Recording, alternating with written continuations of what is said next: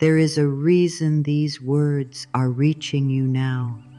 Not yesterday, not last year, not during the season when your heart was too tired to listen. Some messages do not come when we beg for them. They come when we have become quiet enough to receive them. They come when the old noise inside us has softened. They come when we are no longer trying to fight life, control every answer, or prove that we are worthy of being guided. And maybe this is why this moment feels different. Maybe you have heard many words before. Maybe you have listened to many teachings, many prayers, many soft reminders, but something inside you was not ready to let them all the way in. That does not mean you failed. It does not mean you were blocked forever.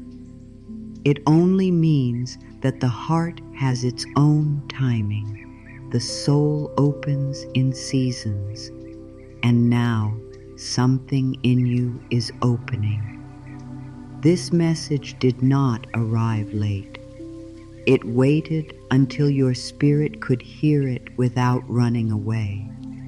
It waited until your pain had taught you something, until your tiredness had made you honest, until your old patterns no longer felt like home. It waited until you were no longer asking life to give you the same answer in the same way. It waited until you could sit with a new truth and not turn it into pressure. There is a soft kind of readiness that does not announce itself loudly. It does not come with thunder. It does not always come with a clear plan. Sometimes readiness feels like a quiet breath after a long struggle. Sometimes it feels like being tired of your own fear. Sometimes it feels like no longer having the energy to chase what keeps hurting you. Sometimes it feels like a small voice inside saying, I cannot keep living the old way. That voice may be gentle, but it is powerful. It is the sound of your life beginning to turn. For a long time, you may have thought you were waiting for something outside you to change. You may have thought you were waiting for the right person, the right door, the right sign, the right chance, the right feeling, the right proof.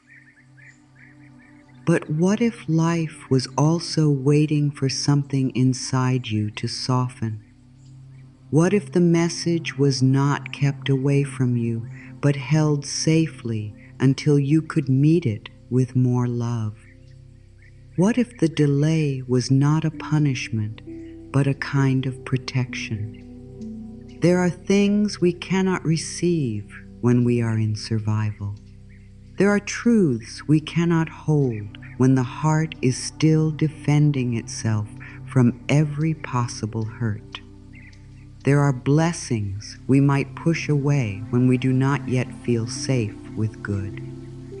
So life waits.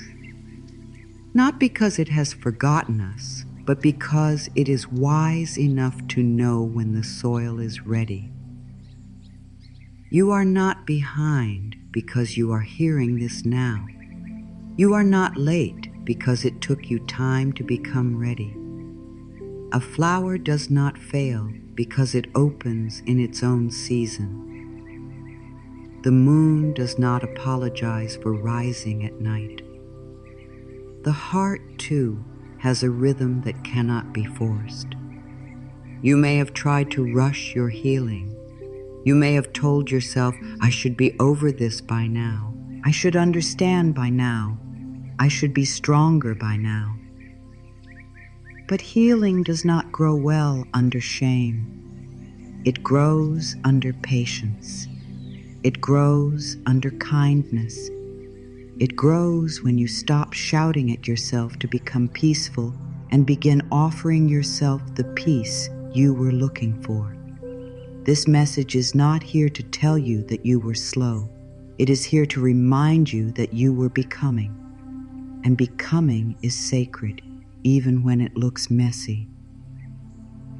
There were days when you could not hear this message because your mind was too full of fear. There were days when the smallest change felt too heavy. There were nights when your own thoughts made the room feel crowded. There were times when you asked for guidance, but then questioned every soft answer that came.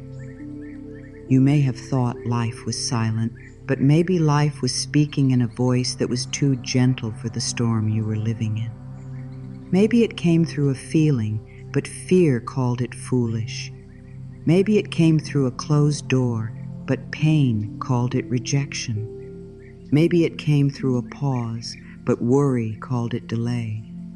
Maybe it came through a quiet pull toward peace, but the old self wanted drama because drama felt familiar.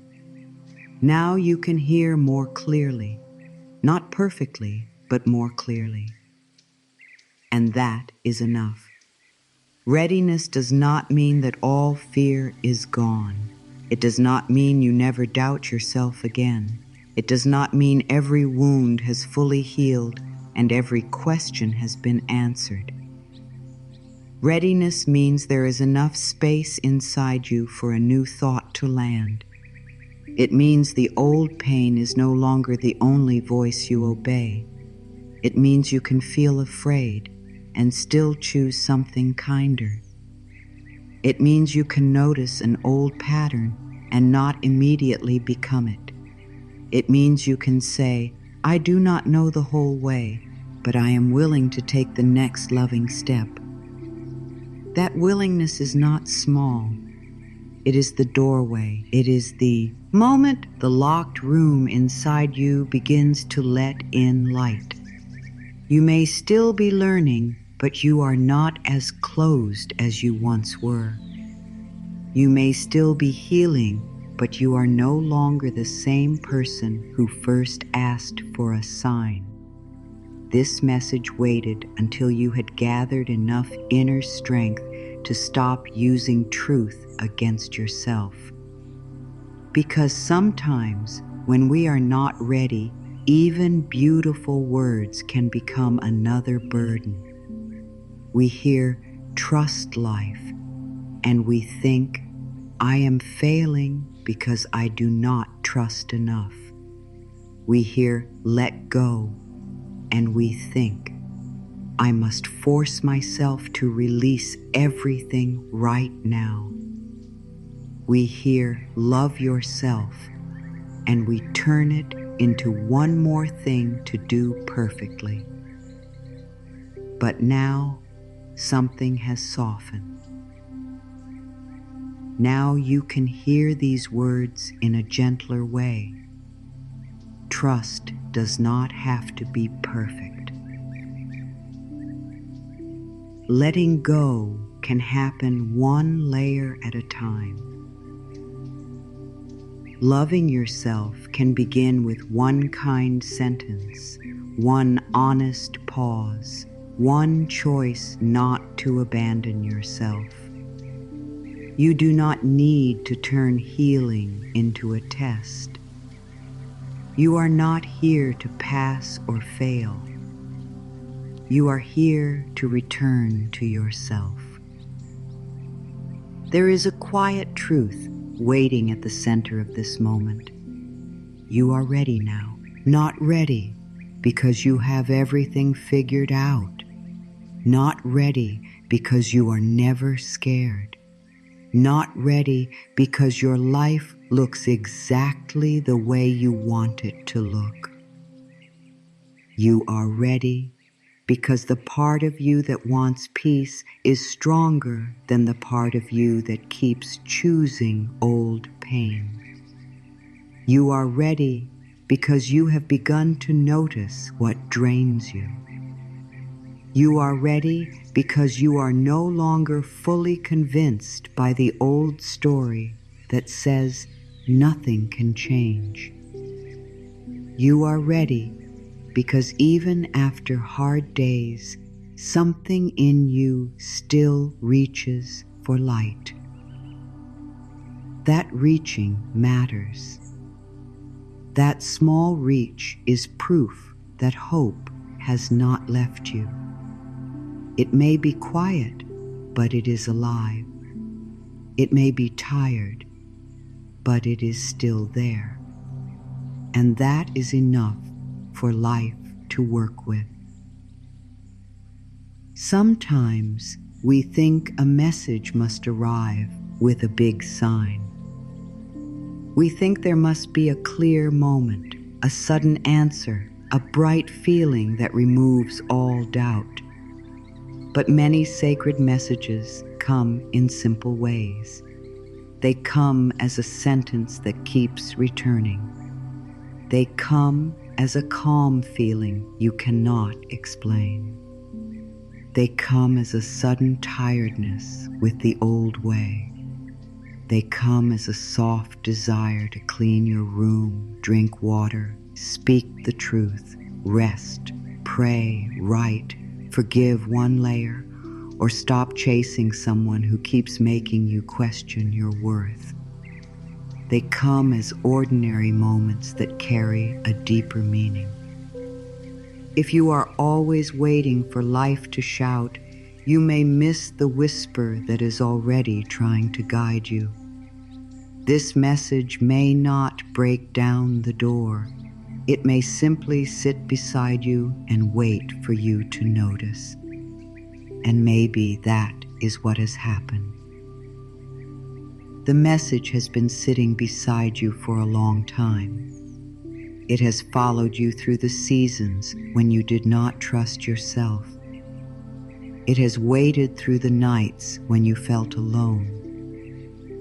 It has been near you during the times you tried to become someone else, just to be loved. It has stayed close when you thought you had missed your chance. It has not judged you for needing time. It has not grown angry because you were not ready.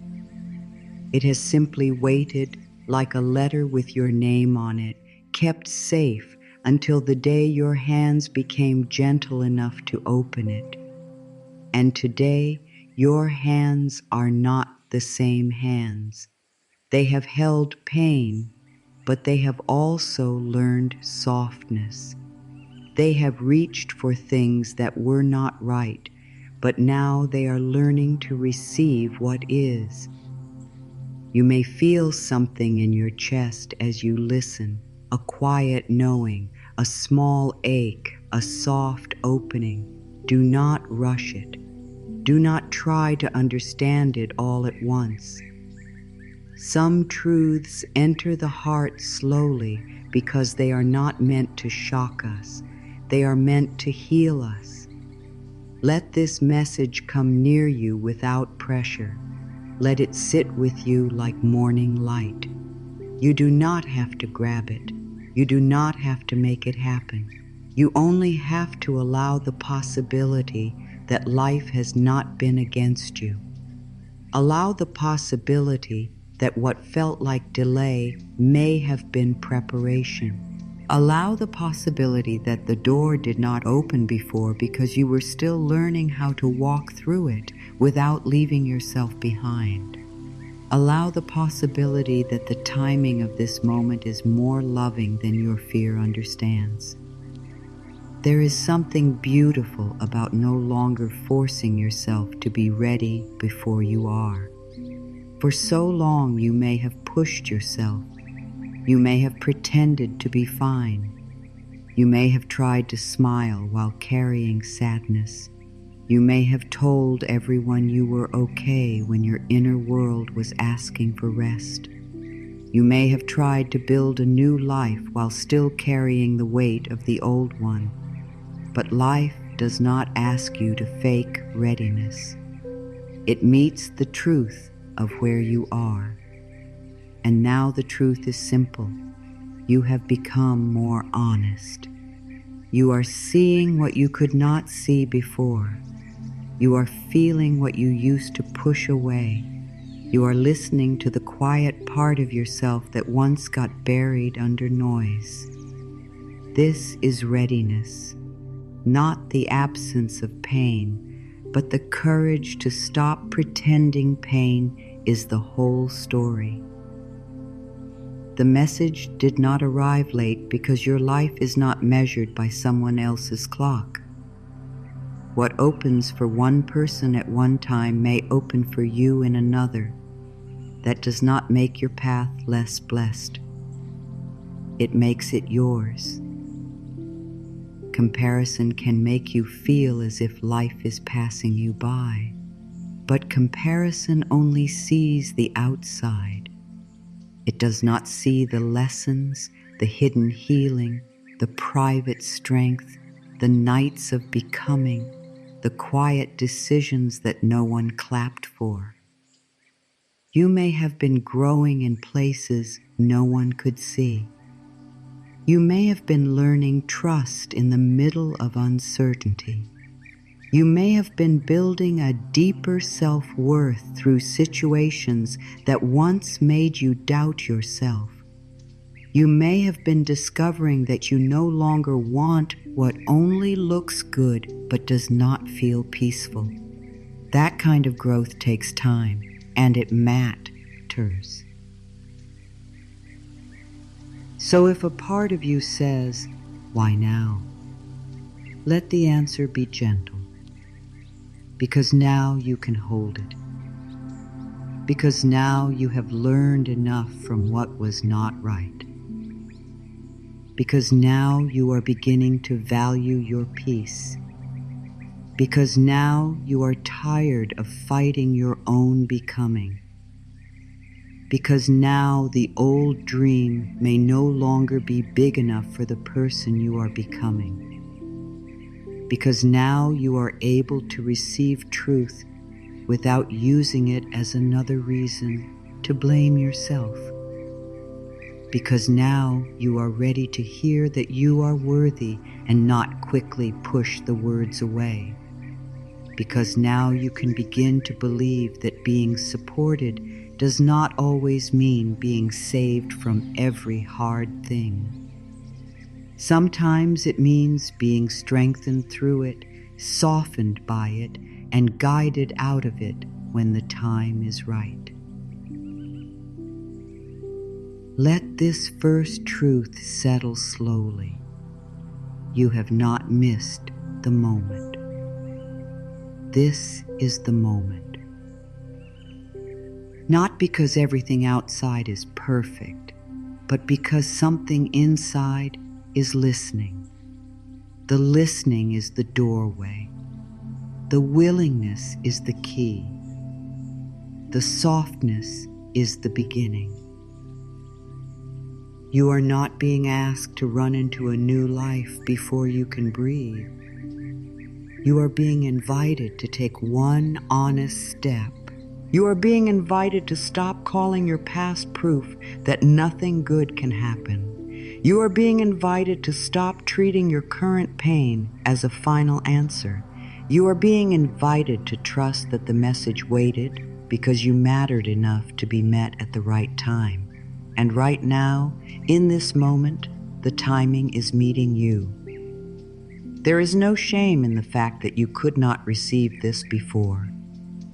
A locked heart is not a bad heart. It is often a hurt heart. A guarded mind is not a weak mind. It is often a mind that has been trying to protect you.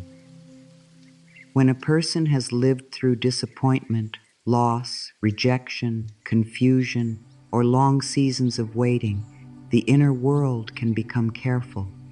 It starts to question every good thing. It starts to look for danger even in peaceful moments. It starts to think that hope is risky because hope has hurt before. So when a loving message comes, the heart may not open right away. It may stand at the door and ask, Can I trust this? Is this safe?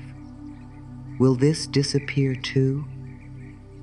That is not failure.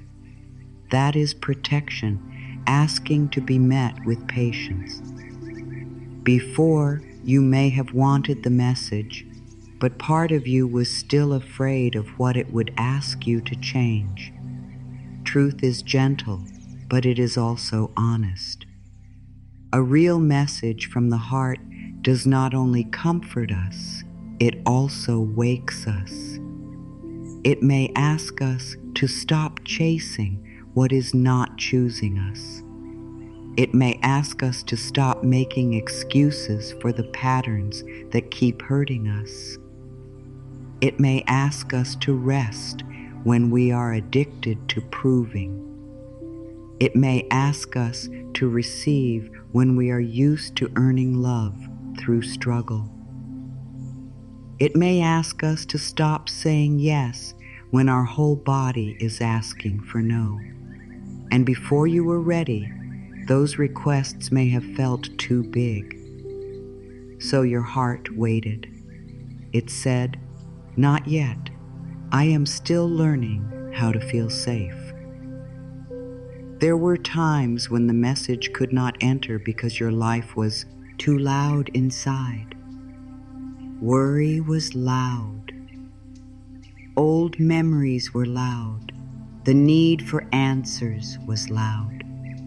The fear of being wrong was loud. The fear of being left behind was loud. The fear of not being enough was loud. When the inner world is full of noise, even love can sound far away. Guidance does not always compete with fear. Sometimes it waits until fear becomes tired. It waits until you sit down, not because you have given up on life, but because you have given up on fighting yourself. Many people only begin to hear clearly when they stop trying to control everything. The quiet that comes after trying too hard can become sacred. It may not feel sacred at first. It may feel like exhaustion. But under that exhaustion, a deeper listening can begin. Before, you may have believed that receiving meant losing control. If good came, maybe it could be taken away. If peace came, maybe something would disturb it. If love came, maybe it would leave. If support came, maybe you would owe too much. So you may have blocked what you were praying for without even knowing it. This is very common. Many hearts ask for good things while secretly feeling unsafe with good things. They ask for love but expect pain. They ask for abundance but feel guilty receiving. They ask for rest but feel lazy when they slow down. They ask for peace but feel strange when life becomes quiet. You were not doing this on purpose. You were moving from old learning. But now you are beginning to see it, and what you can see with love, you can slowly change. You could not receive this before because a part of you still thought struggle was proof that you were worthy. Maybe you learned to work hard for love. Maybe you learned to be useful so you would not be left. Maybe you learned to stay busy so you would not feel. Maybe you learned to give more than you had because receiving felt selfish. Then, when life tried to offer you softness, you did not know what to do with it. You may have pushed it away. You may have filled the quiet with worry. You may have found a problem to solve, a person to fix, a reason to stay tense. The body can become used to pressure. It can mistake stress for purpose. It can mistake peace for danger because peace is unfamiliar. This is why receiving is not only a thought, it is a practice. It is something the body learns slowly. There may have been a time when this message would have felt too simple to you. You may have wanted something more dramatic, a big sign, a perfect answer, a promise that everything would happen exactly as you wanted. But the deeper messages of life are often simple. Be kind to yourself. Stop abandoning your peace. Trust the next step. Let what is not for you loosen its hold. Receive what is given with gratitude. Speak to yourself with love. These truths are simple, but they are not small. They are the kind of truths that change a life when lived daily. Before perhaps your mind was looking for a secret formula, while your soul was asking for a softer way to live. Now you may be ready to understand that the most powerful shift is sometimes the most gentle one. You could not receive this before because you were still trying to get the old life to bless the new version of you. You wanted change, but you wanted it without discomfort. You wanted peace, but you still wanted approval from the things that kept you anxious. You wanted a new chapter, but you kept rereading the page that hurt you. This is not something to judge. It is something to understand. The old life can feel familiar even when it is painful. Familiar pain can feel safer than unknown peace. A person may stay loyal to an old story because at least they know how that story works. But now perhaps the old story has lost some of its power. Perhaps you can see that it is not protecting you anymore. Perhaps you can feel that what once helped you survive is no longer helping you grow. There is a moment in every healing path when the soul begins to say, I want more than survival. Not more in a greedy way, more in a sacred way. More peace, more honesty, more self-respect, more room to breathe, more faith in the good that can still come. Before this moment, you may have been too tired to want more. You may have been focused on getting through each day, doing what needed to be done, holding yourself together, trying not to fall apart. Survival takes energy.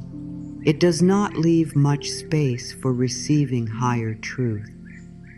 So if you could not receive this before, honor the part of you that was simply trying to make it through.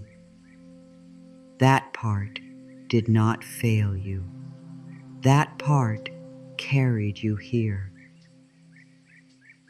But now, the part of you that wants to live more fully is beginning to rise.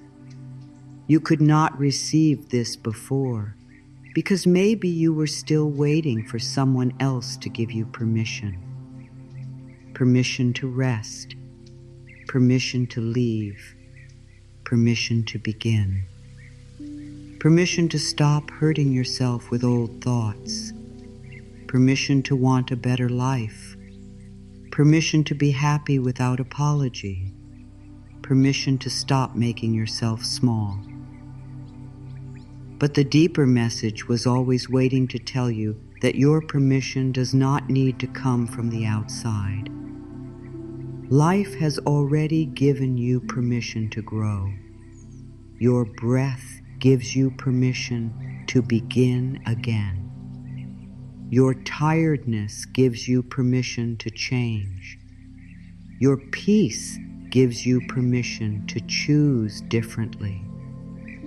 The ache inside you is not always a sign that something is wrong. Sometimes it is a sign that something true is trying to be born. Before, you may have heard words about self-love and thought they were only nice ideas. Now maybe you understand that self-love is not decoration. It is not selfish.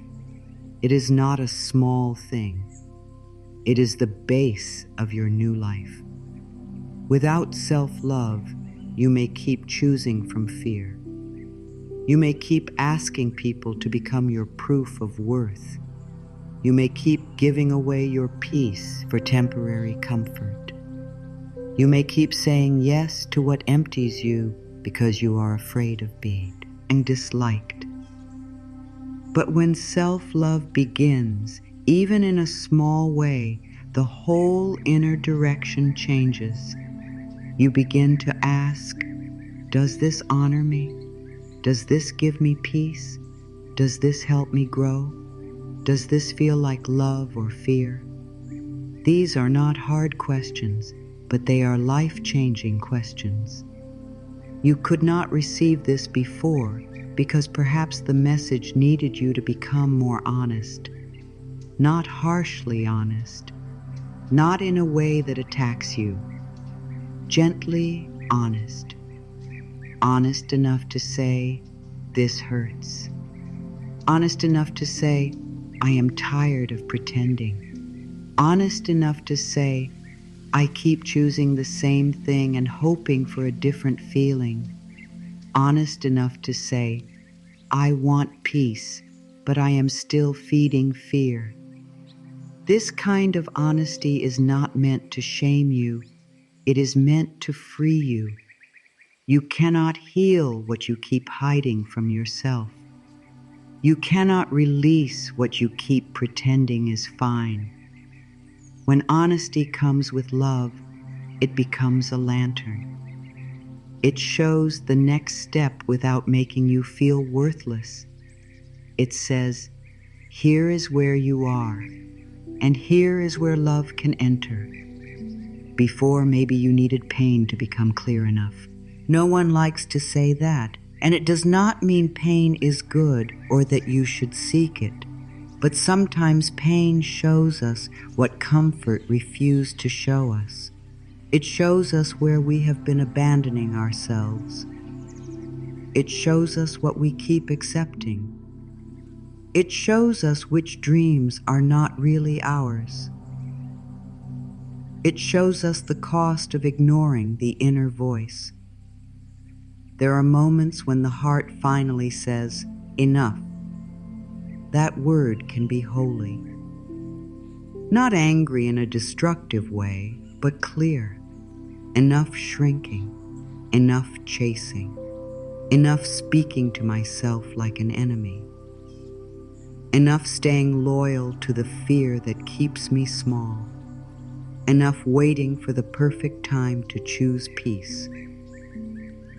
When the soul says enough, a new door begins to appear.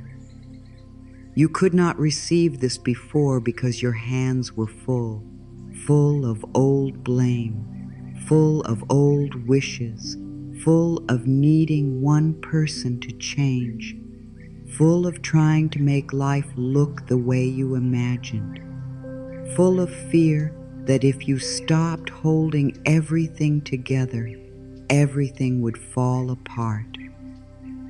But full hands cannot receive. Slowly, life has been teaching you how to loosen your grip. Not to lose everything, but to make room. You may have released one expectation, one old belief, one habit of self-criticism, one need to explain yourself to everyone, one hope that kept hurting you, one version of the future that was too small for your spirit. Every release has made space. Every space has made you more able to receive. You may not have noticed it, but you have been preparing. And maybe you could not receive this before because you still thought you had to earn guidance. You may have thought you needed to become more spiritual, more calm, more healed, more perfect before life would help you. But life does not wait for perfection before it loves. The sun does not only rise for people who feel ready. The rain does not only fall on gardens that are already bloom. Life keeps offering itself. Guidance is not a prize for flawless people. It is support for human beings who are learning.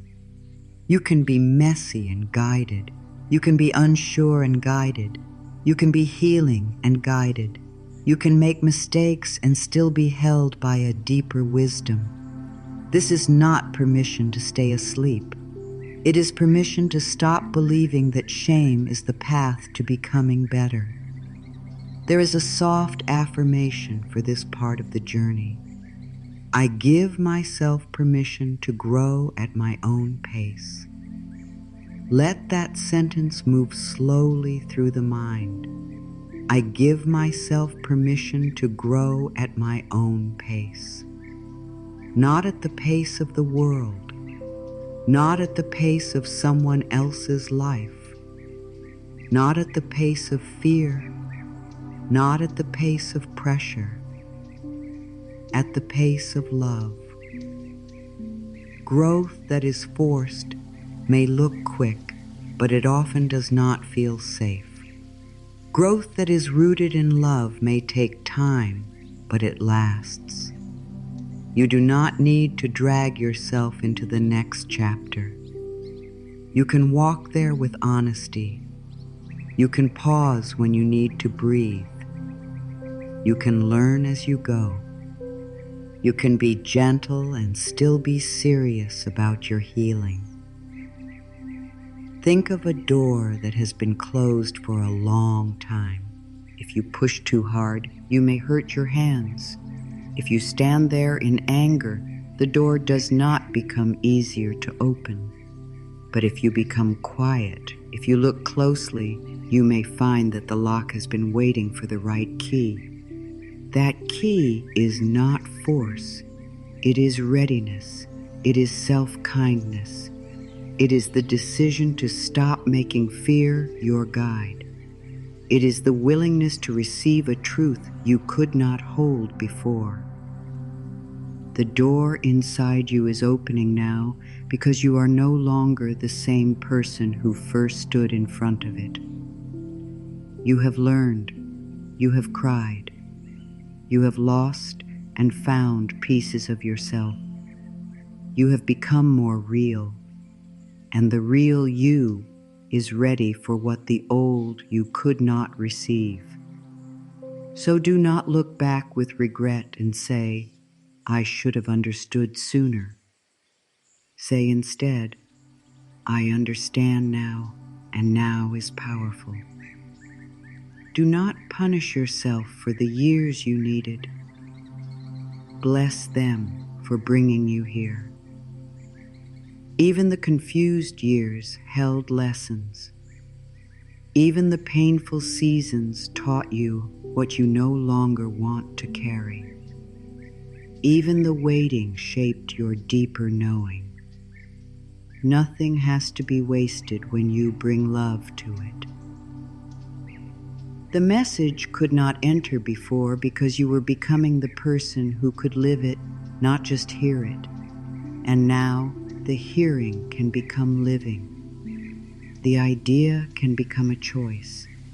The choice can become a new rhythm. The new rhythm can become the life your soul has been quietly moving toward all along. Readiness often begins so quietly that you may not recognize it at first. It may not feel like confidence. It may not feel like a strong voice saying, "I know exactly what to do." It may feel more like a soft turning inside, a small shift away from what hurts, a deeper wish for peace, a quiet tiredness with old drama, a new respect for your own energy, a sense that you no longer want to keep explaining your pain to people who do not listen. These are signs. They may not look big from the outside, but inside they are powerful. They show that something in you is no longer asleep. Something in you is waking up to its own worth. One sign that you are ready now is that the old pattern no longer feels as comfortable as it once did. Maybe you still repeat it sometimes. Maybe you still answer the message, still worry, still doubt, still shrink, still overthink, still go back to an old habit. But now, part of you notices. Part of you says, "This does not feel like me anymore." That noticing is a sacred beginning. Before, you may have lived inside the pattern without seeing it. Now you can feel the difference between what feeds you and what drains you. You may still be learning how to choose differently, but awareness has entered. And once awareness enters, the old pattern has already begun to lose its control.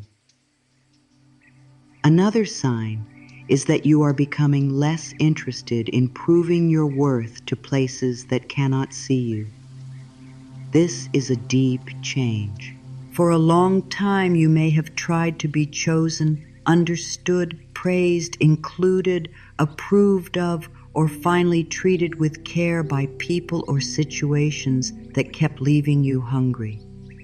You may have thought, if I can just be better, softer, stronger, more useful, more patient, more perfect, then they will value me. But now something inside you may be saying, I do not want to keep auditioning for love. That sentence may feel new. It may feel bold. It may feel strange. But it is a sign of readiness. You are beginning to understand that your worth is not created by another person's ability to notice it. You are ready now if peace has become more important to you than being right, being seen, or being in control. This does not mean you become weak. It does not mean you let people treat you badly. It means you no longer want to spend your whole life in inner battles. You are learning that some arguments are not worth your spirit. Some doors are not worth forcing. Some answers are not worth losing sleep over. Some people may never understand your heart, and you can still be whole. Peace is not giving up. Peace is choosing not to hand your whole inner world to what cannot hold it with care. When you begin to protect your peace without guilt, you are stepping into a new level of readiness. You are ready now if you can feel the cost of staying the same. This is not meant to scare you. It is meant to wake you gently. There comes a time when the soul begins to see that avoiding change is not really keeping you safe. It is only keeping you familiar. The same thought creates the same feeling. The same fear creates the same delay. The same self-abandonment creates the same emptiness. The same story creates the same future. When you begin to see this clearly, you are ready for something new. You may not know the whole path yet, but you know the old path cannot be the whole answer. This knowing is not loud. It is often a deep tiredness with going in circles. That tiredness can become a doorway. Another quiet sign is that you are no longer asking only, "Why did this happen to me?" You are beginning to ask, "What is this showing me? What am I ready to release? What part of me needs love here? What choice would honor the person I am becoming?" These questions are very different. They do not deny pain. They do not pretend everything is easy, but they bring power back to you. They help you stop living only as someone who was hurt and start living as someone who is healing. When your questions become kinder and stronger, your life begins to open in a new way. Better questions do not always give instant answers, but they do create a new direction. You may also notice that your body is speaking more clearly. Maybe you feel tight around certain people.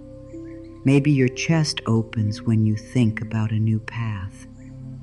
Maybe your stomach turns when you keep saying yes to something that is not right for you. Maybe your shoulders drop when you imagine releasing a burden you have carried too long. The body often knows before the mind admits. For years, you may have pushed past these signals. You may have told yourself, "It is nothing. I am being too sensitive. I should ignore it." But now, you may be listening more. This listening is a sign of readiness. You are becoming a safer home for yourself. You are learning that your body is not an enemy. It is part of your guidance. You are ready now if you are starting to desire a life that feels true, not just a life that looks good. There is a difference. A life can look successful and still feel empty. A relationship can look fine and still feel lonely. A routine can look responsible and still drain the spirit. A dream can look impressive and still not belong to your heart. When you begin wanting truth more than image, something powerful is happening. You are moving from outside approval to inner alignment. You are beginning to ask, "Does this feel peaceful in my body? Does this match the person I am becoming? Is this love? Or is this fear dressed as duty?" These questions are simple, but they can change everything. A very strong sign of readiness is that you are tired of being unkind to yourself. Maybe the old voice still comes. Maybe it still says, "You are not enough. You are too late. You always make mistakes. You should have known better." But now you do not fully believe it the way you once did. Now another voice is beginning to rise, a softer voice, a truer voice. It says, "I am learning. I can be gentle. I do not need to hate myself into healing." This is a beautiful sign. When you begin to question the inner critic, the loving voice has already started growing. It may be small at first, but every time you choose it, it becomes stronger. You are ready now, because you are beginning. G, to stand beside yourself instead of against yourself. Another sign is that you can feel the difference between waiting and avoiding. Waiting can be wise. Avoiding is fear wearing a quiet mask. Maybe you waited because timing was not right. Maybe you needed rest. Maybe you needed healing. That is real. But maybe there is also one place where you know you have been avoiding the next step. A conversation, a decision, a boundary, a beginning, a release, a practice, a promise to yourself. When you can tell the truth about this without attacking yourself, you are ready. You do not have to shame yourself into action. You can simply say, I see where I have been afraid. I am willing to move gently now.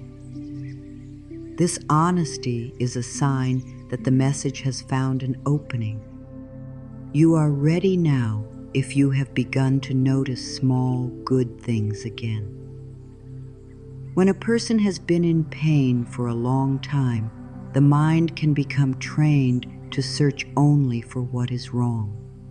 It can miss the soft morning light, the kind word, the deep breath, the warm drink, the chance to begin again, the quiet strength that got you through another day. But when healing begins, the eyes start to notice more. Not because life becomes perfect, but because fear is no longer holding all your attention. You may find yourself grateful for a simple moment. You may feel comfort in silence. You may enjoy one small thing without needing the whole future to be solved. This is not small. This is the nervous system learning that safety can exist here and now. Another sign is that you no longer want to force what is not flowing. This is not the same as giving up on your dreams. It is giving up on panic. It is giving up on trying to make one closed door become the only door. It is giving up on chasing love that makes you feel less like yourself. It is giving up on begging life to bless a path that keeps taking your peace. When you are ready, you begin to understand that what belongs to you does not need to be ripped from life with fear. You can do your part. You can show up. You can take action. You can be faithful to your growth. But you do not need to strangle the process. You are learning how to act from trust instead of fear. You are ready now if your idea of strength is changing. Before, strength may have meant holding everything in, never crying, never needing help, always being available, always pushing through, always proving that nothing hurt you. But now you may be learning a softer strength, the strength to rest, the strength to ask for support, the strength to say, this hurts, the strength to choose peace over pride, the strength to leave what keeps breaking you, the strength to be honest with your own heart. This kind of strength is not always praised by the world because it does not always look dramatic. But it is real. It is the strength that helps a person become whole. There is also readiness in the way you are beginning to see your past. Maybe you no longer see it only as proof that you are broken. Maybe you are beginning to see that you survived things that taught you depth, kindness, care, and wisdom. This does not mean you have to call painful things good. It means you are no longer letting them own your whole identity. You can say, "That happened, and I am still here. That hurt, and I am still growing. That chapter shaped me, but it does not get to write every page." When the past becomes a teacher instead of a prison, readiness is present.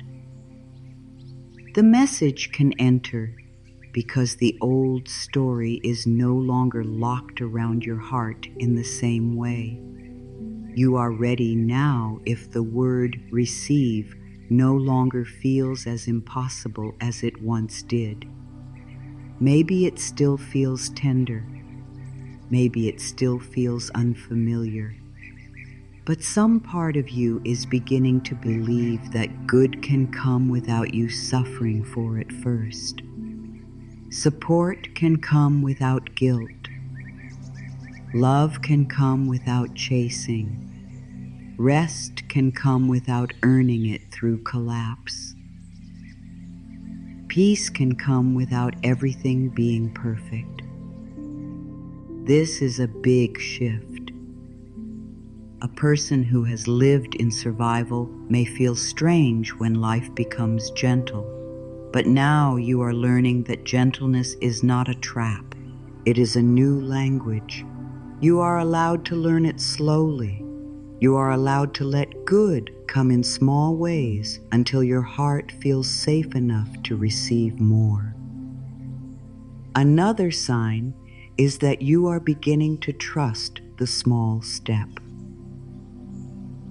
Before, you may have waited for a complete plan. You may have wanted to know every detail before beginning. You may have thought, if I cannot change everything, why change anything?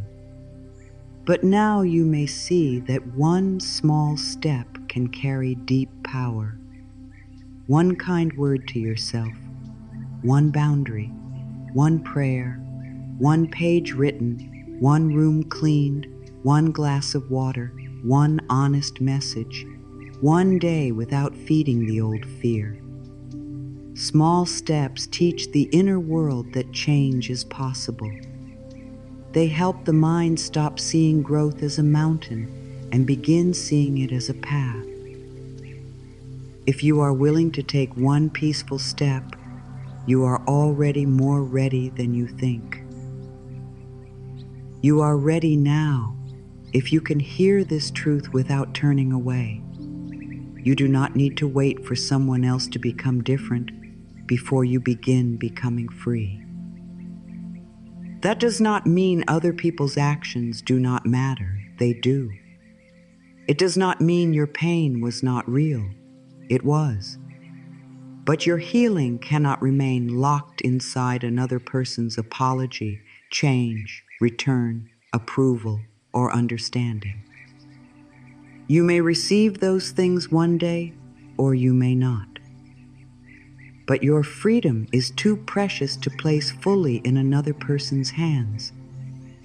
When you begin to understand this, not with bitterness, but with calm power, the message can open deeper. You are ready to take your life back, one gentle choice at a time. There is a simple affirmation for this section of the journey.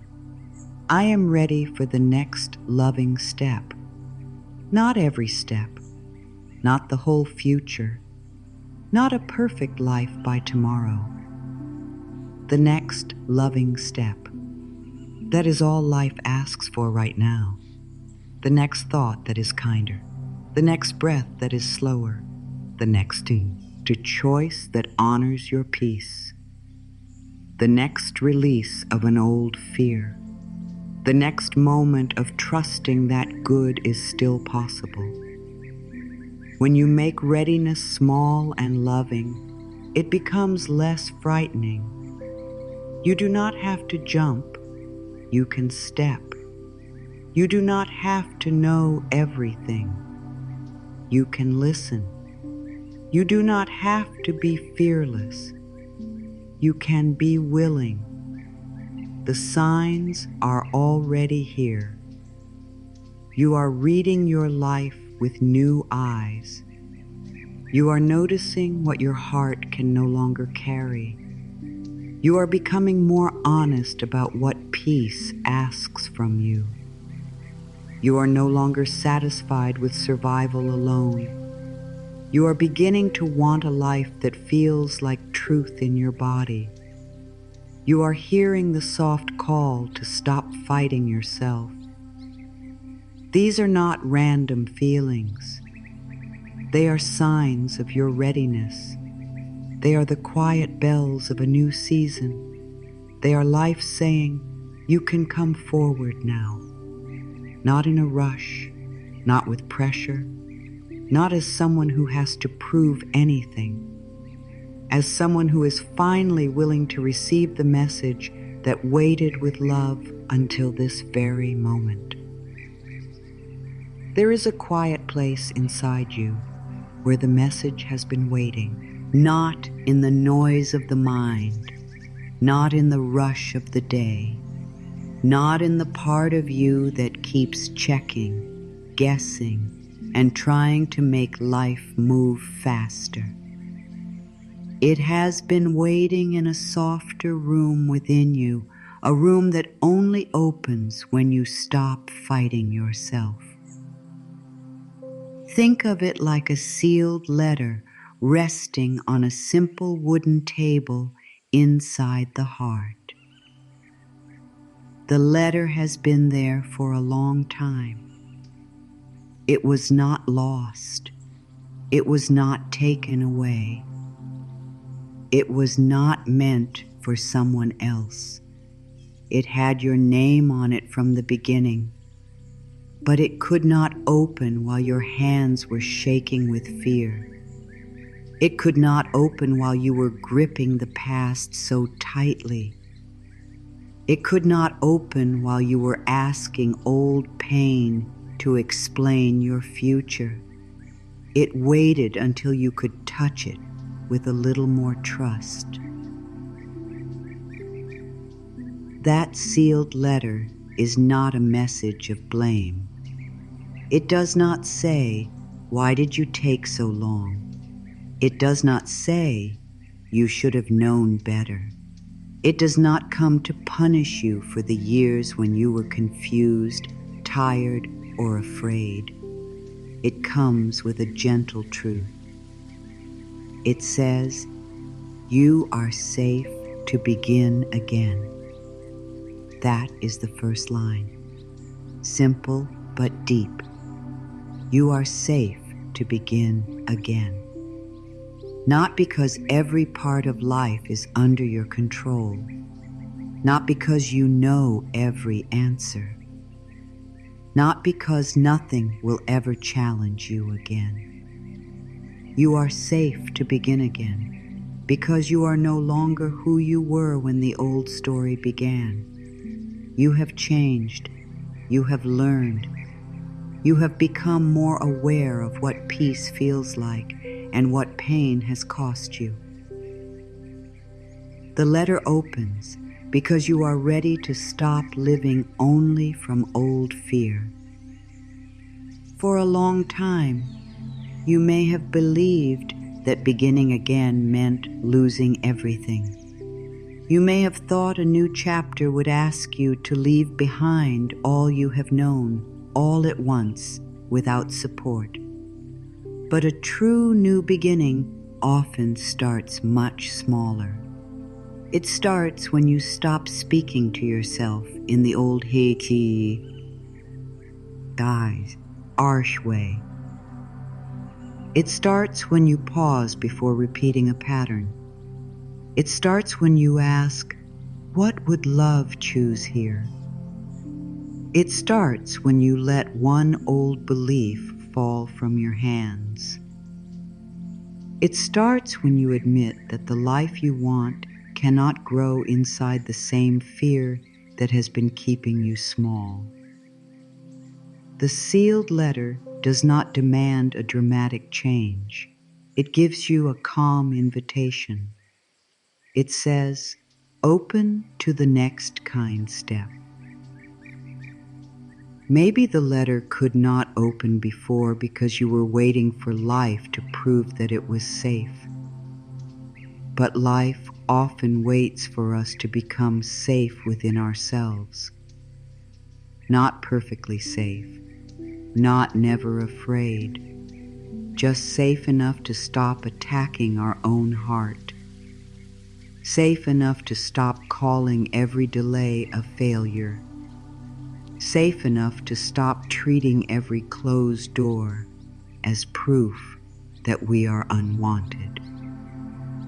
Safe enough to stop making one hard season into the meaning of our whole life.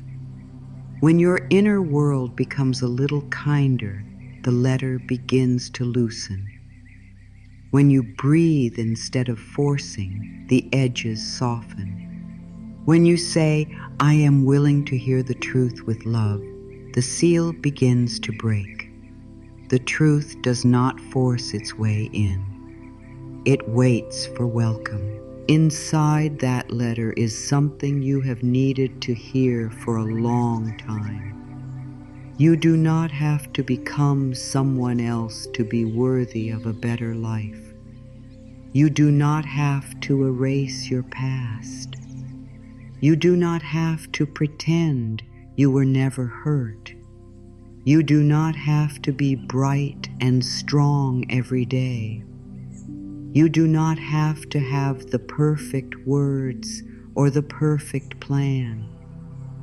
You are allowed to be human and still be guided.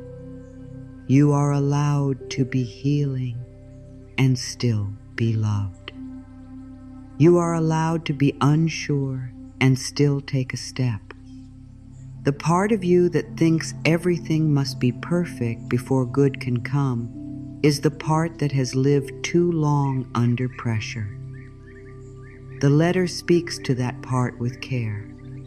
It says, "You can come as you are." The door is not asking for perfection.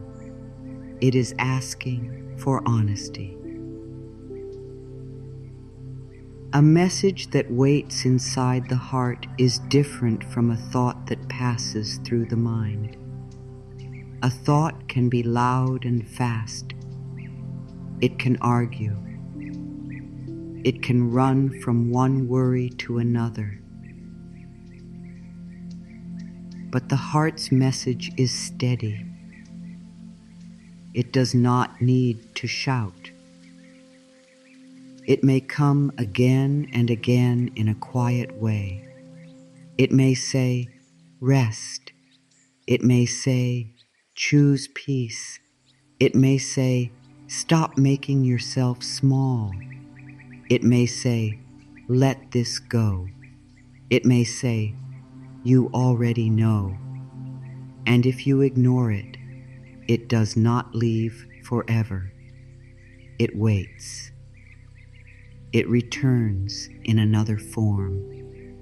A feeling, a pause, a dream, a deep breath, a moment when the old way suddenly feels too heavy to carry. The heart is patient. It does not chase you. It calls you home. Now imagine that the seal on the letter is made of old fear. Every time you choose love, the seal becomes weaker. Every time you stop repeating the same unkind story, the seal becomes thinner. Every time you treat your body with patience, the seal softens.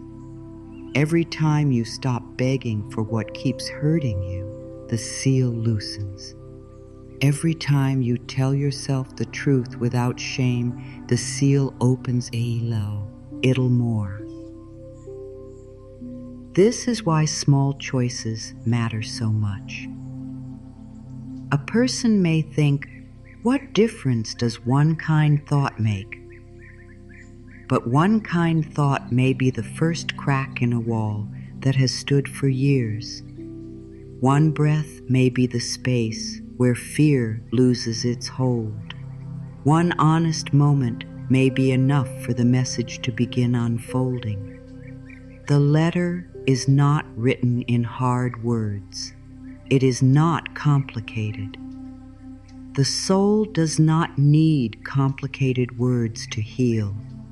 It needs words that feel true. It needs words the body can breathe with. It needs words that do not make the inner child feel pushed or judged. So the letter may say, "You are allowed to rest now." It may say, "You are not what happened to you." It may say, "You can stop chasing love and become loving toward yourself." It may say, "You do not need to keep proving your pain." It may say, "What is meant for your peace will not require you to lose yourself." It may say, "The next door opens when you stop standing guard at the old one." Simple words, living words, words that do not impress the mind but soothe the heart. There is a reason this letter waited in the heart and not in the hands of the world.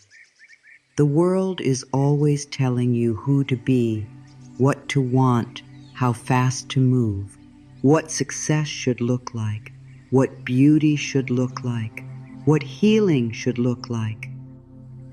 But the heart's message is more honest. It does not care if your path looks impressive. It cares if your path feels true. It does not care if others understand your timing. It cares if you stop betraying your own peace. It does not care if your healing looks perfect from the outside. It cares if you are becoming kinder inside. The world may rush you, but the heart will not. The heart knows that deep change cannot be forced. It must be allowed. Maybe the sealed letter has been trying to tell you that the answer is not only out there. You may find help out there. You may find kind people, good chances, wise words, healing support, and open doors. But the first yes must often happen within. The first yes is when you stop saying no to your own worth. The first yes is when you stop pushing away peace because it feels unfamiliar. The first yes is when you stop choosing the same pain just because you know how to survive it. The first yes is when you say, "I am willing to live differently." That does not mean you know how yet. It means the heart is no longer closed to the idea, and that little yes can call the next step toward you. You may ask, "How do I know the letter is opening?" You will know by the way certain truths begin to feel less far away. You may not fully believe them yet, but they no longer feel impossible. "I am worthy" may no longer feel like a lie. "I can begin again" may no longer feel foolish. "Good can still come" may no longer feel like a dream meant for other people. "I am safe to receive" may feel strange but not unreachable. This is how healing often works. First, the truth sounds distant. Then it sounds possible. Then it sounds gentle. Then one day, it feels like home. Do not rush this process. Let the truth come closer in its own time. A message received with patience becomes part of you more deeply than a message forced through fear. The letter also holds a reminder about trust. Trust does not mean you know exactly what will happen next. Trust means you stop using the unknown as proof that something bad is coming. The unknown can hold blessings too. The unknown can hold support you have not imagined. The unknown can hold a path that fits the person you are becoming better than the plan you were trying to control. For so long, your fear may have filled the unknown with danger. It may have said, "If I do not know, I cannot rest." But the letter says, you can rest a little, even before you know. That is a new way of living, not careless, not blind, just less ruled by panic. You can take wise action and still let your heart breathe. There may be parts of you that still resist opening the letter. That is okay. Do not fight them. They are not enemies. They are afraid parts. They may say, "What if I hope again and get hurt?" They may say, "What if I trust and nothing changes?" They may say, "What if I let go and I lose everything?" Speak to those parts gently. Tell them, we are not rushing. We are not pretending. We are not throwing ourselves into danger. We are only opening to a kinder way. The heart opens best when no part of you is being forced. Even the fearful parts need to be included in healing. They need to know that the new chapter will not abandon them. It will teach them safety. The wisdom inside you opens at the right time. Let that be the living line of this section. The wisdom inside me opens at the right time. It does not mean you sit and wait forever without choosing. It means you stop insulting yourself for not knowing before. It means you stop demanding that every answer arrive before the first step. It means you trust that clarity can grow as you walk. It means you honor the natural unfolding of your own soul. A fruit is not pulled open by force. It ripens from within. The same is true for you. There are truths that ripen slowly in the heart until one day they become clear. And when they become clear, you may wonder how you ever lived without them. But they were there all along, growing quietly. Now the letter is opening, but not all at once. It opens line by line. The first line says, "You are safe to begin again." The second line says, "You are not late." The third line says, "Your past is not your prison." The fourth line says, "Your worth does not need another person's approval." The fifth line says, "What is for you will meet the real you, not the version of you that performs for love." The sixth line says, "You can choose peace without apologizing for it." The seventh line says, "The next chapter will not require you to hate the old one.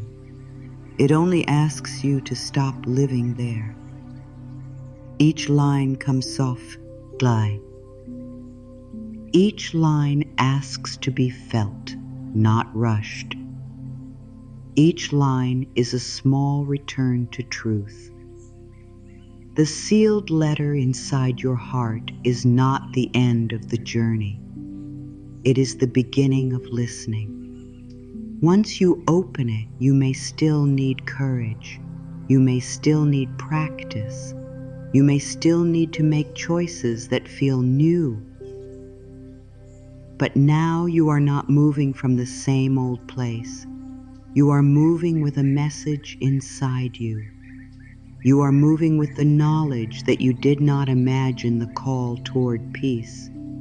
You are moving with the quiet strength that comes when the heart knows, even if the mind is still catching up. Let the letter remain open. Let its words stay near. Let the message remind you that the answer was not far away. It was waiting for peace. And now, in this softer space, you can hear it. The old story may have been with you for so long that it started to sound like truth. It may have spoken in your own voice. It may have followed you into new days, new places, new chances, and new relationships. It may have said, "This is just how life is for me." It may have said, "I am always the one who is left behind." It may have said, "Good things happen for other people, not for me." It may have said, "I have made too many mistakes." It may have said, "It is too late to change." But a story can feel true simply because it has been repeated many times. Repetition gives a thought weight. It does not always give it truth. And now you are ready to ask a new question. Is this really my truth, or is it only an old story I have carried too long? Letting go of the old story does not mean pretending nothing happened. It does not mean saying the pain was not real. It does not mean smiling over sadness or covering fear with pretty words. True release is more honest than that. It says, "Yes, this happened. Yes, it hurt. Yes, it shaped part of me. But it does not get to name me forever." This is where freedom begins. Not in denying the past, but in refusing to let the past become the whole book. One chapter may have been painful. One season may have been confusing. One person may not have seen your worth. One dream may not have opened the way you hoped. But one chapter is not the whole life. One door is not the whole path. One wound is not your whole identity. The old story often begins with pain, but it stays alive through the meaning we give it. A door closes, and the old story says, "You are rejected." A plan changes, and the old story says, "Nothing works for you." Someone leaves, and the old story says, "You are not enough." A delay happens, and the old story says, "You missed your chance." But what if these meanings are not the only meanings? What if a closed door is also protection? What if a changed plan is also redirection? What if a person leaving makes room for deeper self-respect? What if a delay is preparing you for something bet? Tear-switted to your heart? The event may be real, but the old meaning may not be final. You are allowed to choose a kinder meaning now. Many people do not realize how often they speak the old story into the present moment. They say, "I always struggle." They say, "No one stays." They say, "Money is always hard." They say, "I never get chosen." They say, "My body is against me." They say, "I cannot trust life." These sentences may come from real hurt, and we can have compassion for that. But each time they are repeated, they become like seeds placed again into the soil of the mind. The mind listens. The body listens. Life responds to the energy we keep feeding. This is not blame. This is a call to become conscious.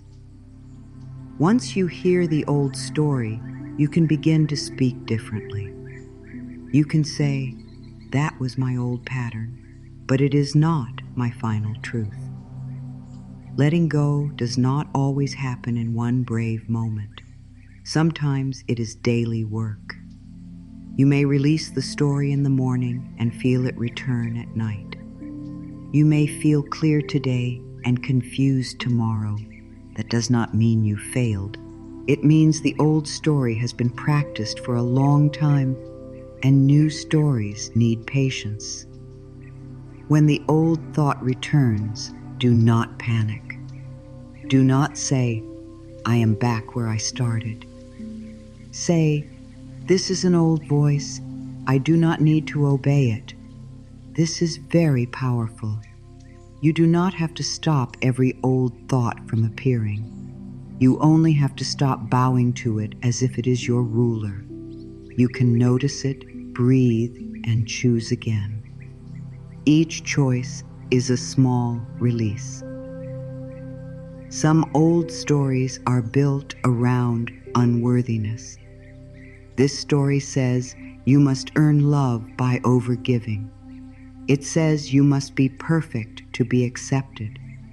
It says you must hide your needs so no one leaves.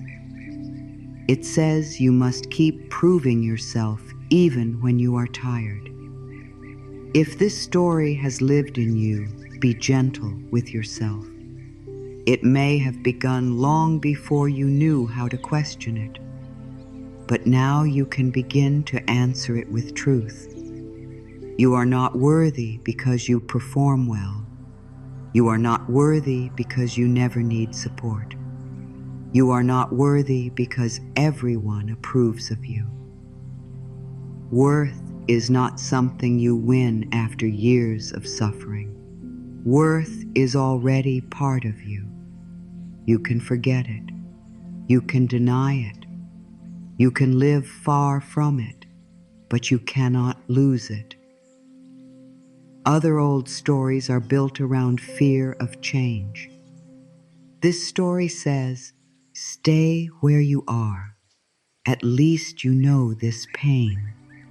It says, "Do not try. You may fail." It says, "Do not speak. You may be rejected." It says, "Do not rest. You may fall behind." It says, "Do not open your heart. You may be hurt." This story is not trying to ruin you. It is trying to protect you with old tools. But old tools cannot build a new life. Fear may be good at warning you, but it is not always good at guiding you.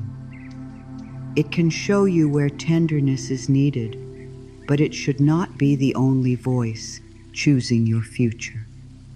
You can thank fear for trying to protect you and still choose a why. There is also an old story that says you are behind. This story can be very heavy. It looks at other people's lives and says, "Look at them. They are ahead. They have what you wanted. They got there first."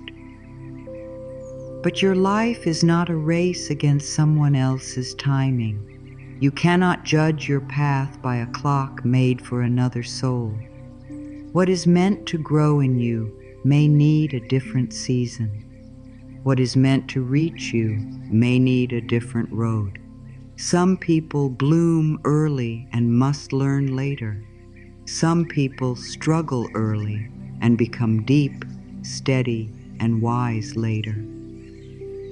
You do not know the whole shape of anyone else's path, and you do not need to. Your work is not to copy another timeline. Your work is to honor the life opening through you. The old story may also tell you that because you made mistakes, you are no longer allowed to receive good. This is one of the cruelest stories the mind can carry. It says, You should have known. You should have chosen better. You should have left earlier. You should have started sooner. You should have been stronger. But a person can only choose from the awareness they have at the time. When you know more, you can choose differently. That is growth. Do not use your new wisdom as a weapon against the version of you who was still learning. That older version may have been scared, lonely, hopeful, confused, trying to survive. Offer compassion there. Say, I understand why I did what I did, and now I am free to choose with more love. Letting go of the old story also means releasing the need to keep proving that you were hurt. Sometimes we hold pain tightly because we fear that if we release it, it means it did not matter. But your pain matters even when you stop carrying it every day. Your experience was real even when you choose peace. You do not have to stay wounded to prove that something wounded you. You do not have to keep replaying the same scene to show that it mattered. Healing does not erase the truth. It gives your life back to you. You can honor what happened without letting it sit at the center of every new moment. You can say, this pain was real, and I am ready for more than pain now. A helpful way to release an old story is to listen for the sentence that keeps returning. Every old story has a main sentence. It may be, I am not enough. It may be, I cannot trust anyone. It may be, I always lose. It may be, nothing changes. It may be, good things never last. Once you find the sentence, do not fight it with anger. Meet it with a new sentence that feels kinder and possible. If the old story says, I am not enough, you can say, I am learning to see my worth. If it says, nothing changes, you can say, small changes are already beginning in me. If it says, good things never last, you can say, I am learning to receive good with trust. Choose words your body can accept. Soft truth works better than forced truth. You may need to release the old story from the body as well as the mind. The body can hold old stories in the shoulders, the jaw, the chest, the stomach, the back, the hands. It may hold the memory of bracing, waiting, hiding, proving, or staying quiet. So when you speak a new truth, let the body be included. Slow the breath. Let the jaw loosen. Let the shoulders fall. Let the hands open. Not as a performance, but as a signal. Tell the body, we do not have to hold the old story in the same way now. The body may not fully believe you at first. That is okay. Repeat the signal gently. Safety is learned through kind return. The body begins to trust when love becomes steady. Letting go of the old story is not about becoming empty. It is about making room for a truer story. You cannot simply remove an old belief and leave the heart without direction. You need a new way to speak to yourself. You need a new way to meet life. You need a new way to hold the unknown. A new story might say, I am guided one step at a time. It might say, my past taught me, but it does not own me. It might say, I can receive love without losing myself. It might say, I am allowed to grow slowly and still be worthy. It might say, life can surprise me in good ways. These new stories are not lies. They are seeds. They are invitations. They are new paths in the mind. There may be grief in letting go of an old story.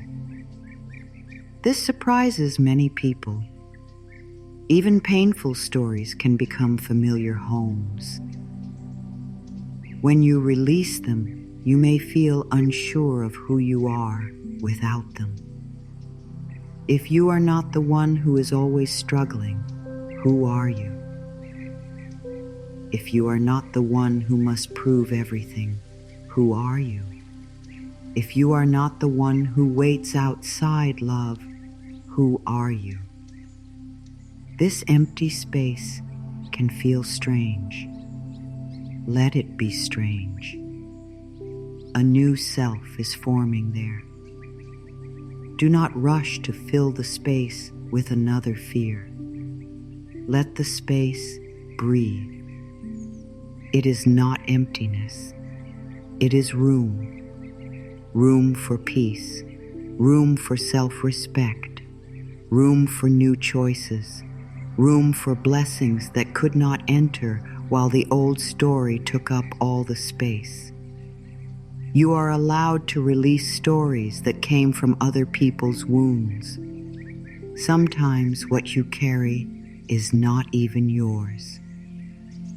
It may be a fear passed down, a belief about money, a belief about love, a belief about the body, a belief about what you are allowed to want, a belief that life must be hard, a belief that being soft is unsafe, a belief that you must keep everyone happy. You may have received these stories before you could question them, but now you can ask, does this belong to the life I am choosing? You do not need to hate the people or places where the story began. You can simply say, this ends with me in a loving way. That is a deep act of healing. There is a powerful sentence for this part of the journey. I release the story that no longer belongs to me. Say it slowly in the mind. I release the story that no longer belongs to me. Not because you are rejecting your past, not because you are pretending, but because your soul needs space to breathe. Some stories were only meant to teach you where you needed love. They were never meant to become your name. You can release the story of being too late. You can release the story of being impossible to love. You can release the story that you must suffer before you receive. You can release the story that your best days are behind you. You can release the story that one person, one mistake, one season, or one loss defines your future.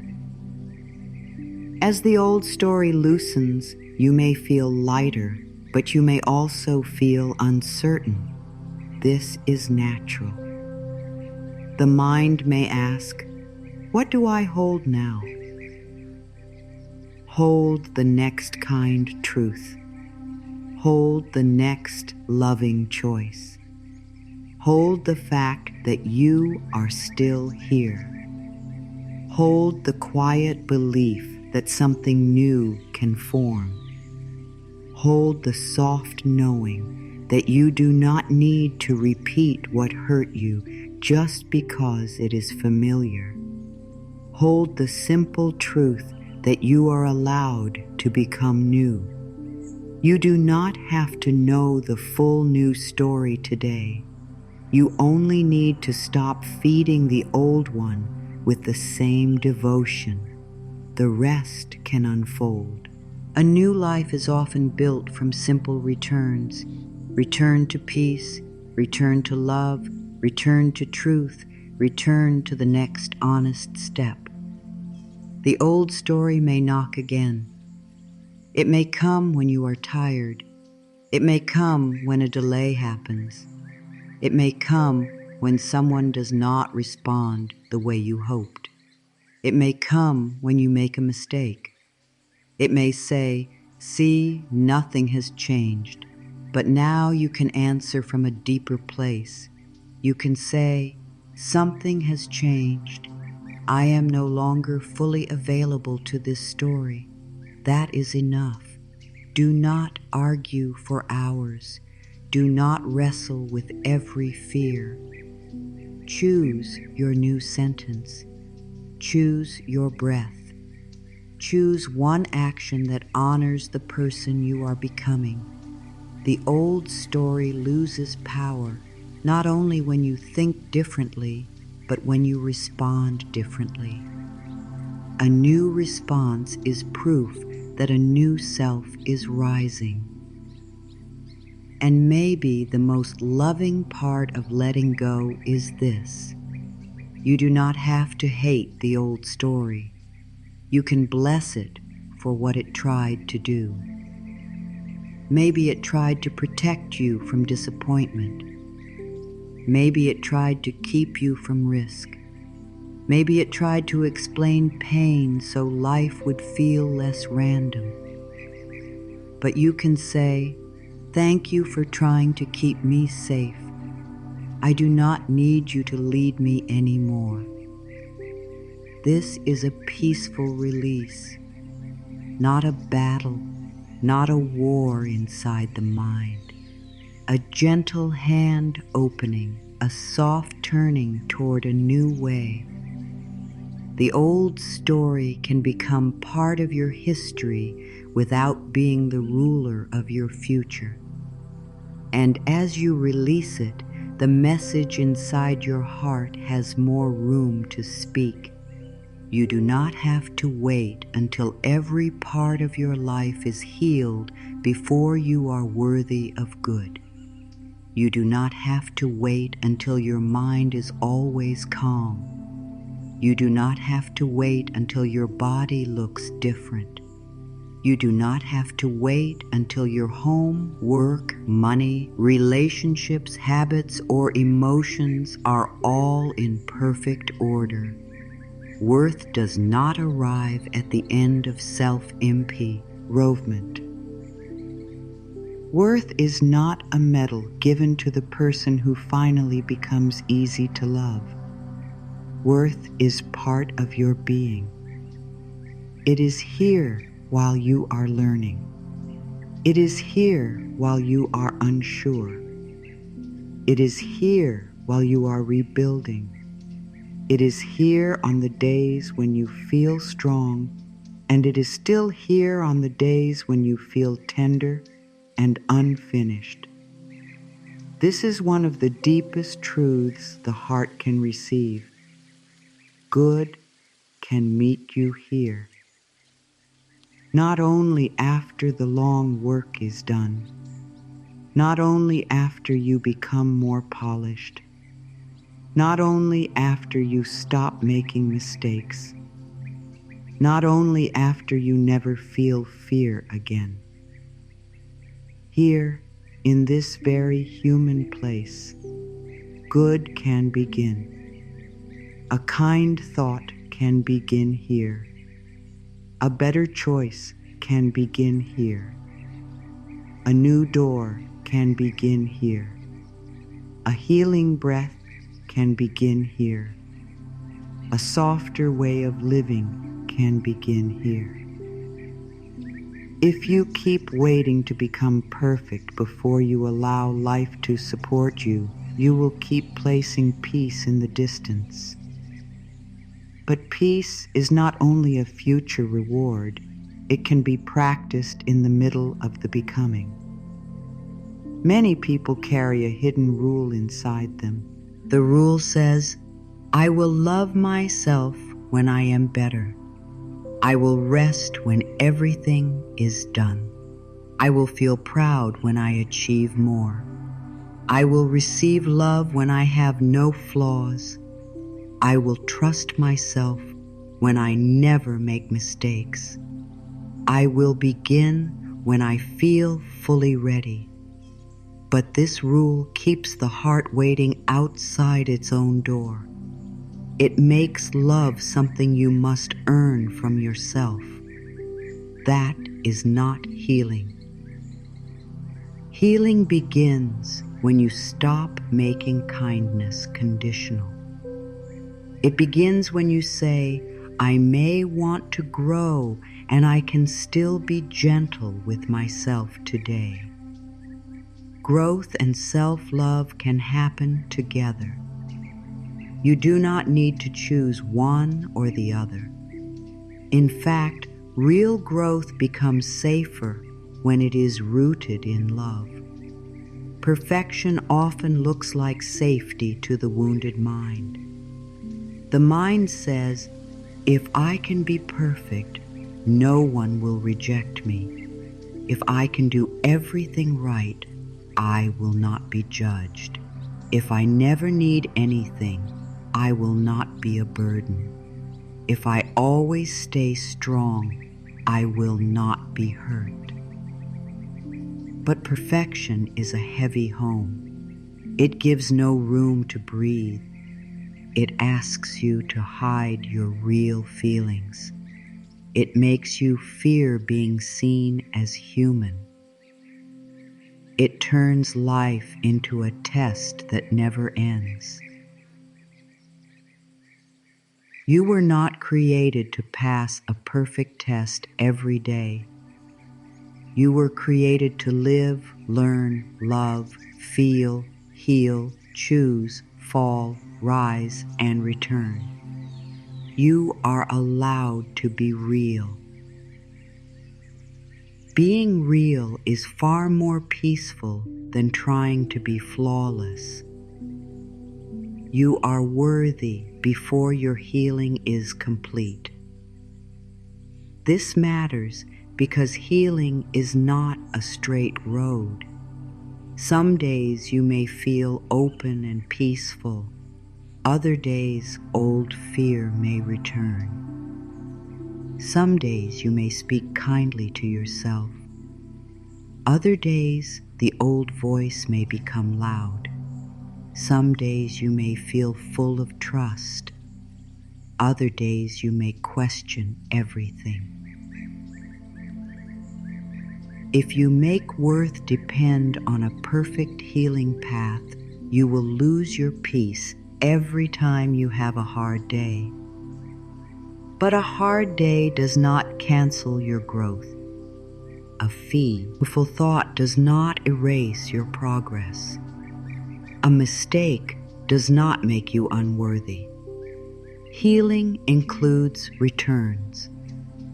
It includes learning the same lesson more deeply. It includes meeting old pain with new gentleness.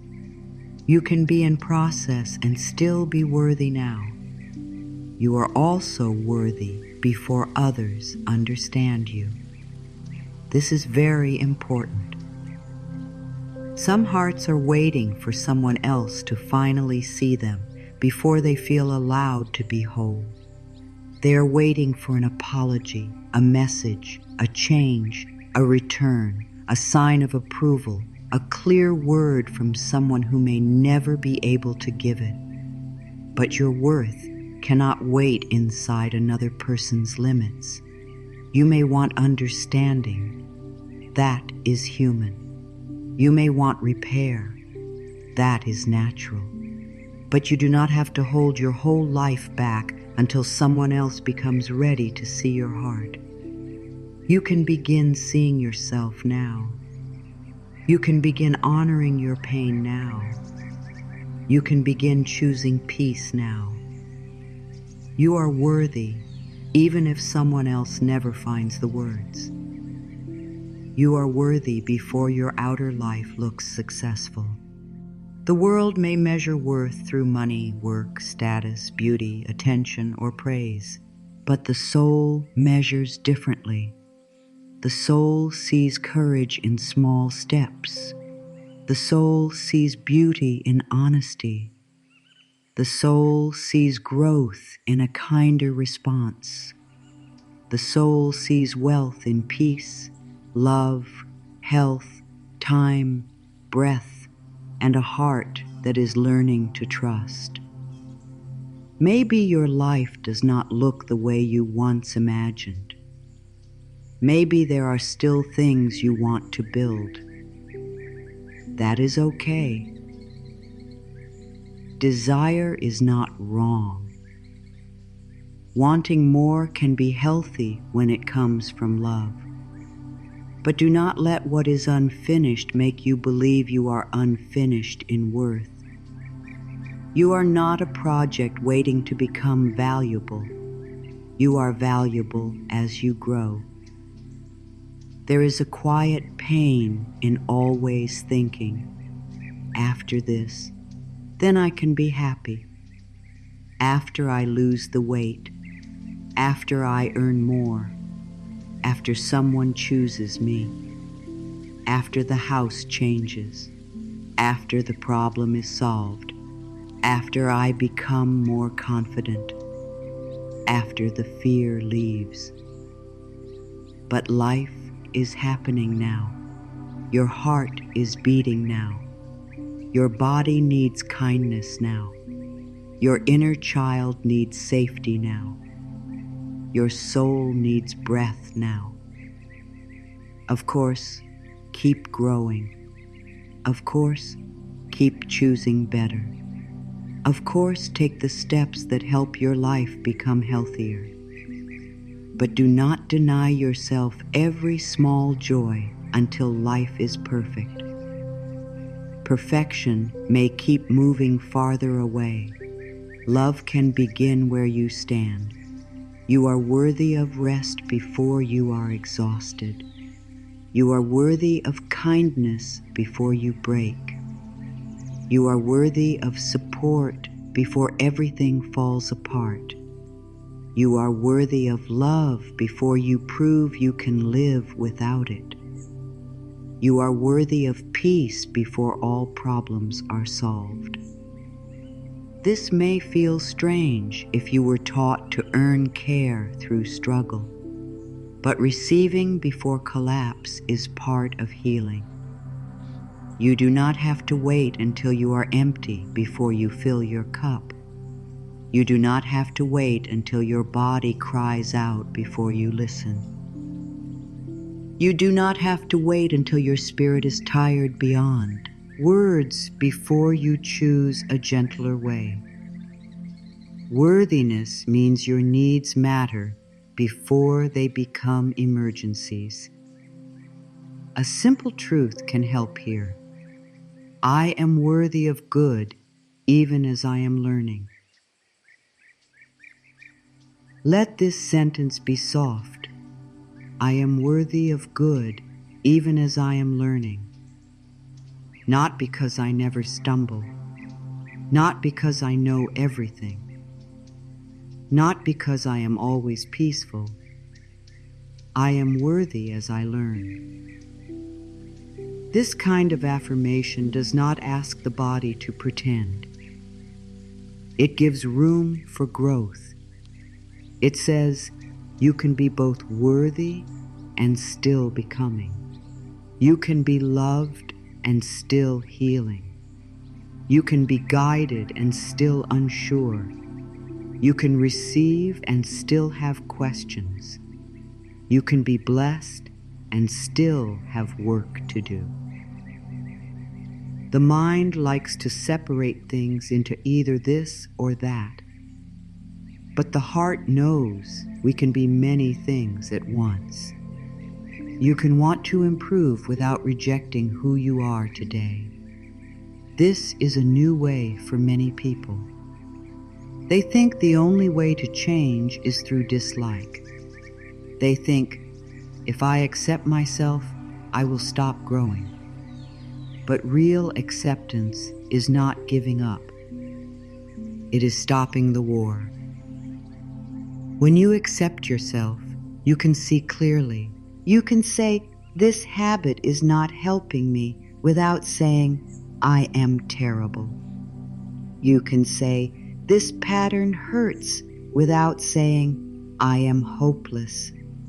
You can say, I want to care for my body, without hating your body. You can say, I want to learn, without shaming yourself for not knowing sooner.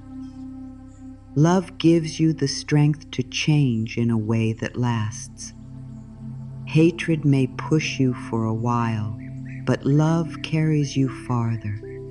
Sometimes worthiness feels blocked because the heart still believes it must be punished.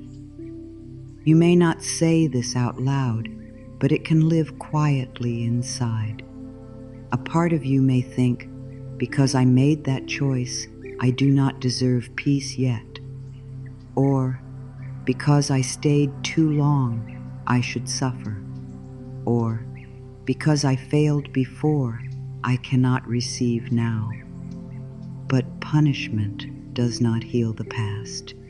It only repeats pain in a new form. Learning is enough. Responsibility is enough. A changed choice is enough. You do not need to keep hurting yourself to prove that you understand. You can be sorry for what needs sorrow. You can make repair where repair is possible. You can choose better now. And you can also let mercy enter. Mercy is a gentle word, and the heart needs it. Mercy says you are allowed to be more than your worst moment. Mercy says your younger self was doing the best they could with the light they had. Mercy says the fact that you can see more now is not a reason to attack the past. It is a reason to choose with more care today.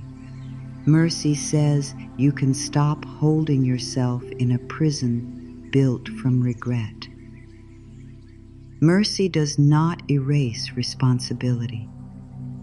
It makes responsibility loving enough to create change. Without mercy, the heart becomes afraid to look honestly.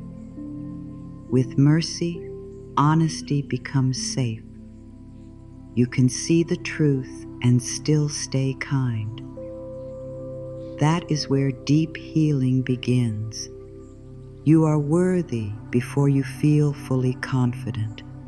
Confidence often grows after action, not before. If you wait until you feel completely ready, you may wait too long. The new step may tremble at first. The voice may shake.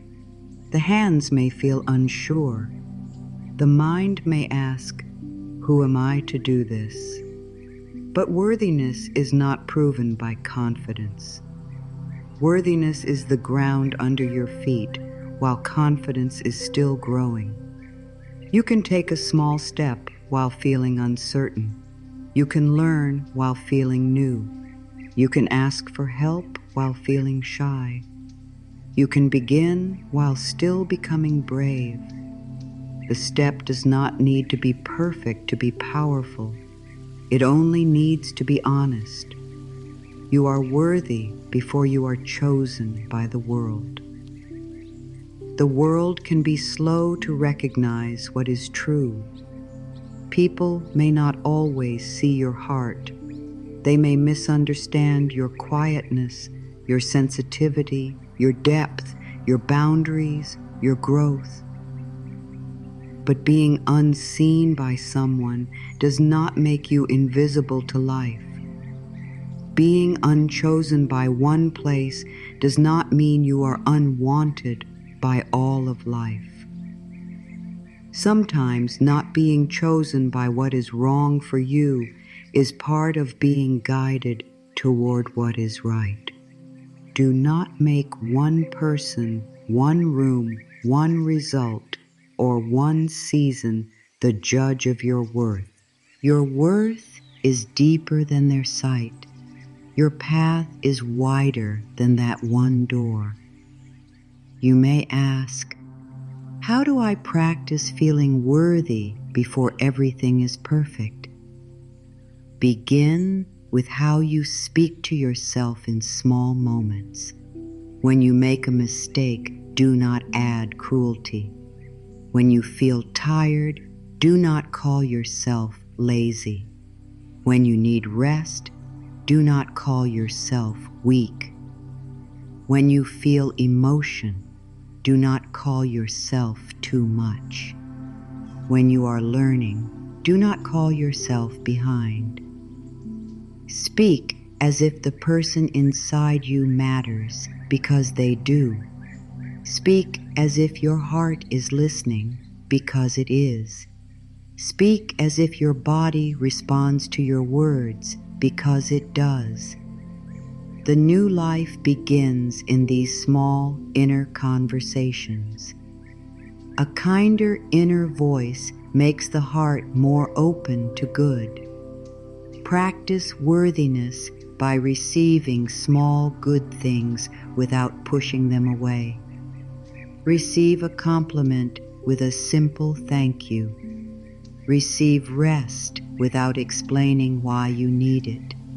Receive help without feeling ashamed. Receive a peaceful moment without searching for what might go wrong. Receive beauty in a small part of the day. Receive your own breath as a gift. This trains the heart. If you have been used to struggle, receiving may feel strange. Let it feel strange. Strange does not mean wrong. It may only mean new. Over time, the body learns that good does not have to be feared. Support does not always come with a price. Peace does not need to be ruined to feel familiar. You can let good stay. Practice worthiness by choosing one action that matches self-respect. It may be simple.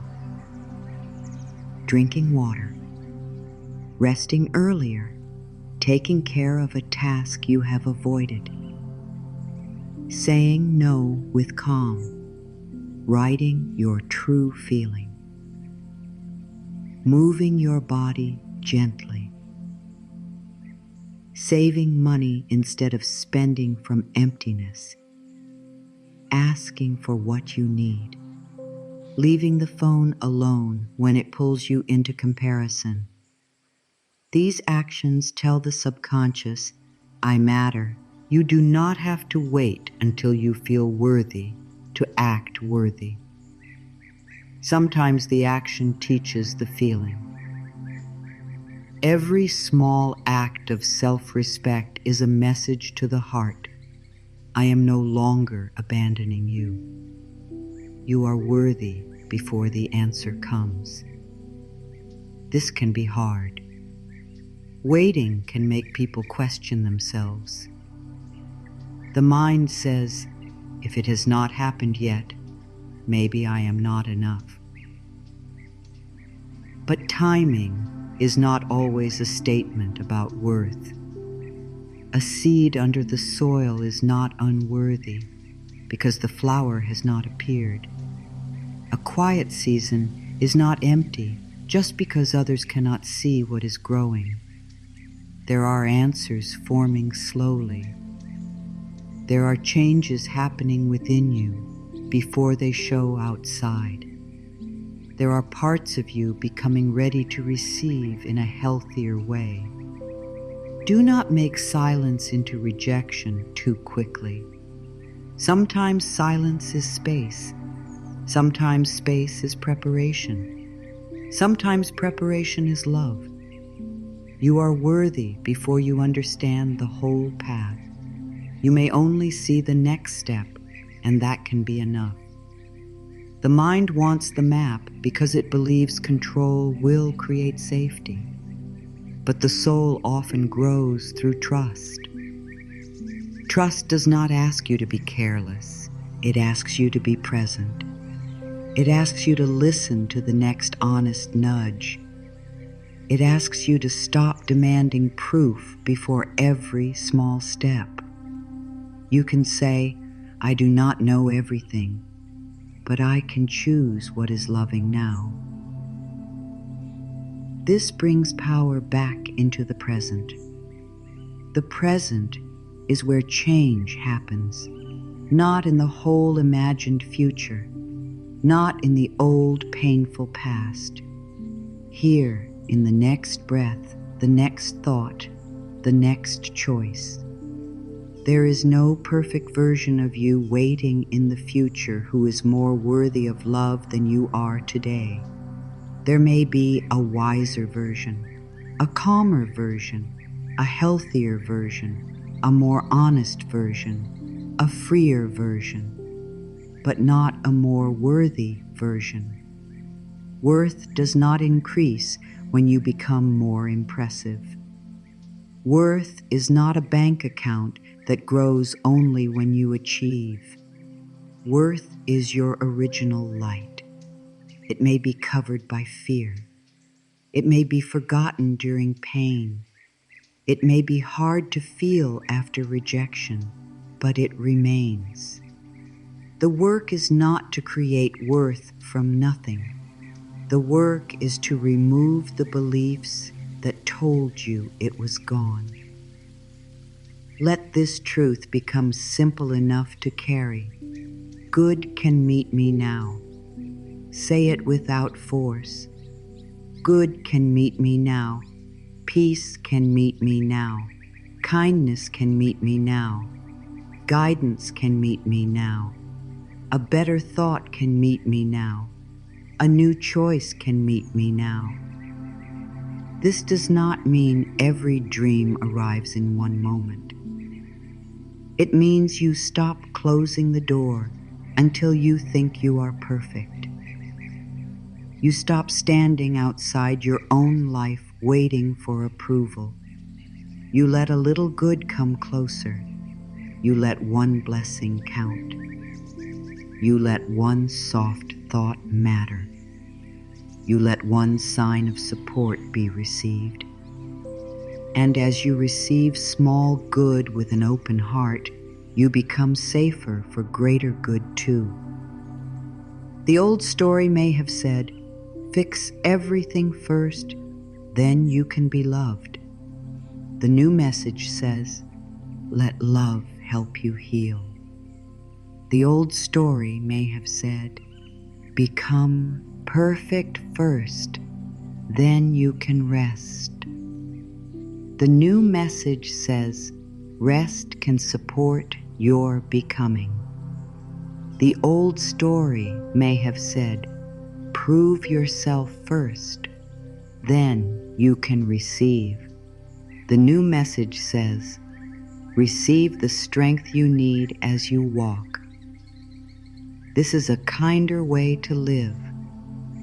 It does not make you lazy. It makes you rooted. A person who knows they are worthy does not stop growing. They grow from peace instead of panic. They choose from self-respect instead of shame. They move with life instead of fighting themselves every step of the way. So if today you feel unfinished, let that be allowed. If you feel tender, let that be allowed. If you feel hopeful and afraid at the same time, let that be allowed. You are not being asked to become a perfect container before life can pour in goodness.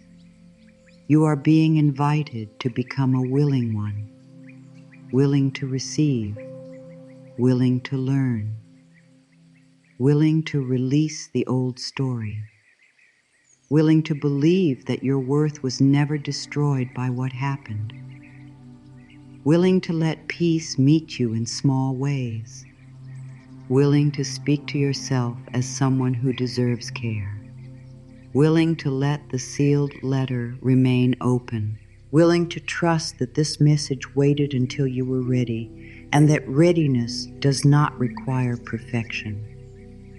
There is a quiet kind of courage in receiving. Many people think courage only means going after something, working harder, speaking louder, or pushing through pain. But sometimes the deeper courage is simply letting good come near without pulling away. It is letting kindness reach you without asking what it will cost. It is letting peace enter without looking for the next problem. It is letting support appear without feeling guilty for needing it. If you have lived for a long time in survival, receiving can feel strange. It can feel almost unsafe. You may be used to giving, fixing, holding, waiting, explaining, and trying. But receiving asks something different from you. It asks you to open. It asks you to believe, even a little, that life can bring good without demanding that you suffer first. Maybe you have pushed good away before without knowing it. Someone offered help and you said you were fine. A kind word came and you brushed it off.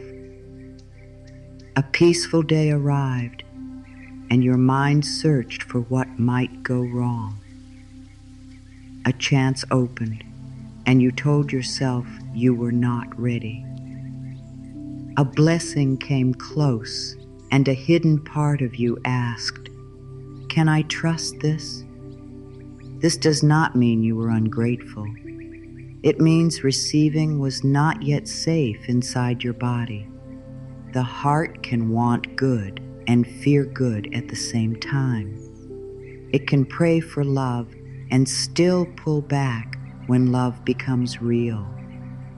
It can ask for rest and still feel guilty when rest arrives. It can dream of a new life and still cling to the old one because the old one is familiar. Receiving without fear begins when you stop judging yourself for the fear. You do not need to say, "Why am I like this? Why can I not just accept good things?" That only adds more pressure. Instead, you can say something, "G in me is learning how to receive." That is much kinder. The part of you that feels afraid may have learned from past pain. It may have learned that good things do not last. It may have learned that support comes with conditions. It may have learned that love can leave. It may have learned that peace can be disturbed. So when life brings something gentle, that part of you may stand at the door and ask many questions. Do not push it away. Invite it to learn with you. You can receive slowly. This is important. You do not have to open your whole heart in one day. You do not have to trust every person, every chance, or every feeling all at once. You can receive one small good thing and let the body learn that nothing terrible happens. You can receive a calm breath. You can receive a quiet morning. You can receive a kind message. You can receive a useful idea. You can receive a moment of rest without explaining it. You can receive the fact that someone cares. You can receive the simple truth that you are allowed to be supported. Small receiving teaches the heart. It shows the nervous system that goodness is not always a trap. Sometimes goodness is just goodness. The old self may think receiving means losing power. It may say, if I receive, I will owe something. If I trust, I will be weak. If I open, I will be hurt. If I let life help me, I will lose control. But receiving is not weakness. It is not giving your power away. True receiving is a conscious choice. It says, I allow what is healthy, kind, and aligned to come closer. It also says, I can still have boundaries. I can still listen to my body. I can still choose what is right for me. Receiving does not mean taking everything that comes. It means being open to what honors your peace. You are allowed to receive good and still say no to what does not feel right.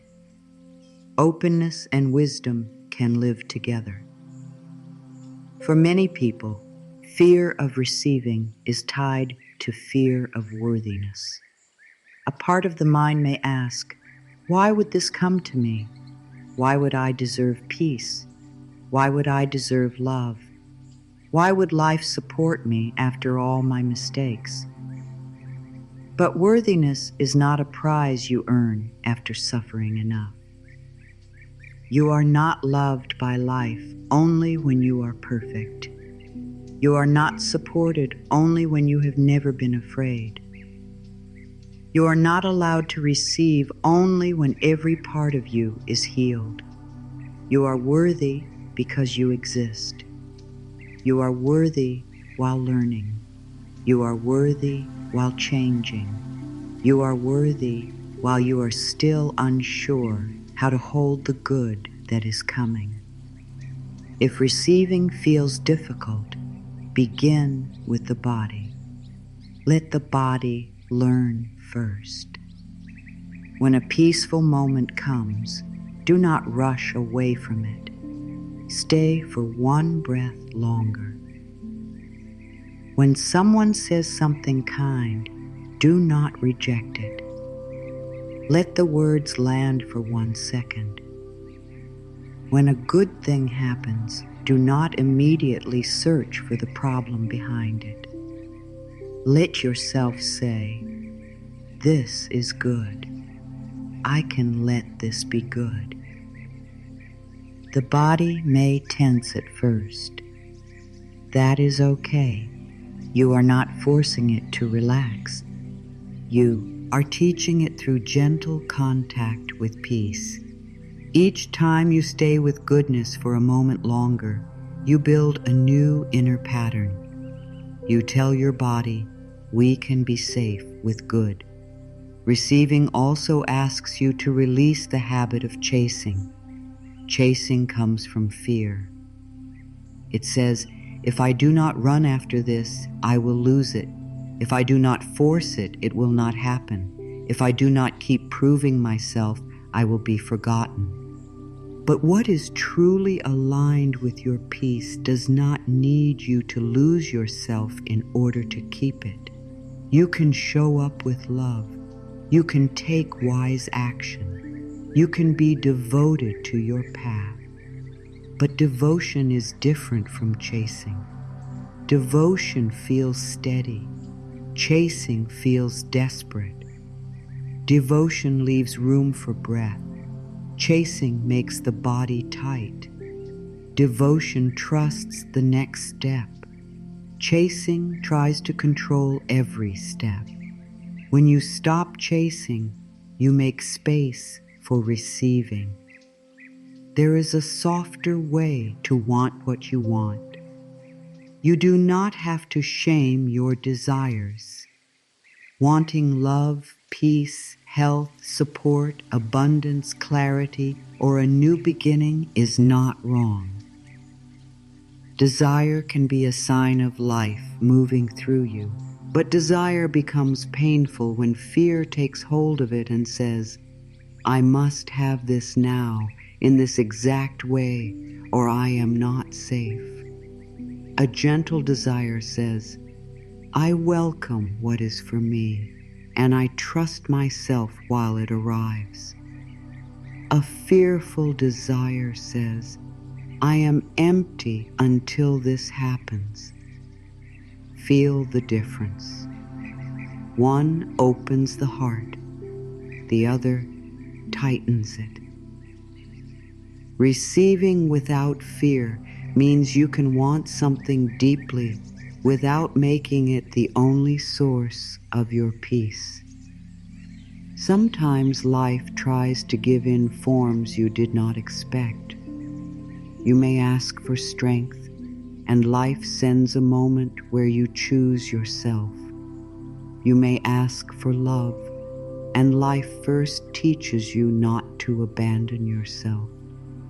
You may ask for abundance, and life gives you a new idea or a chance to use your gifts. You may ask for healing, and life brings a truth you can no longer ignore. You may ask for peace, and life closes a door that kept disturbing you. If you are too attached to one form, you may miss the blessing. Receiving means staying open to the form good chooses. The answer may not arrive dressed the way your mind planned, but your heart may still know, this is helping me. You can practice receiving with a simple inner sentence. It is safe for me to receive what is meant for me. Let it be easy. Let it be slow. It is safe for me to receive what is meant for me, not what harms me, not what confuses my spirit, not what asks me to disappear, what is meant for me, what is kind to my growth, what supports my peace, what meets the real me, what helps me become more whole. This sentence does not make you passive. It makes you open. It teaches your heart that you do not have to fight every blessing before it enters.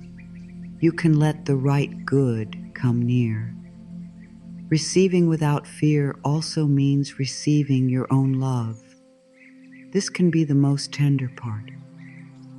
It is one thing to receive a kind word from someone else. It is another thing to look inward and stop turning away from yourself. Can you receive your own patience? Can you receive your own forgiveness? Can you receive your own care? Can you allow yourself to be treated gently by the voice inside you? Many people keep waiting for the world to love them while they speak to themselves with sharpness. Begin within. Let your own words become less cruel. Let your own presence become safer. Let your own heart know, I am with you. I will not leave you just because you are still learning. You may notice that receiving brings up grief. This is natural.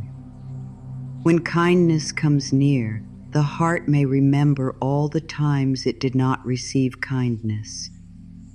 When support appears, the body may remember all the seasons it had to carry too much alone. When peace enters, old tension may finally begin to melt, and tears may come. Do not be afraid of this. Tears do not mean the good is wrong. They may mean the heart is finally softening. They may mean a part of you is realizing how long it has been waiting to be held. Let receiving be tender.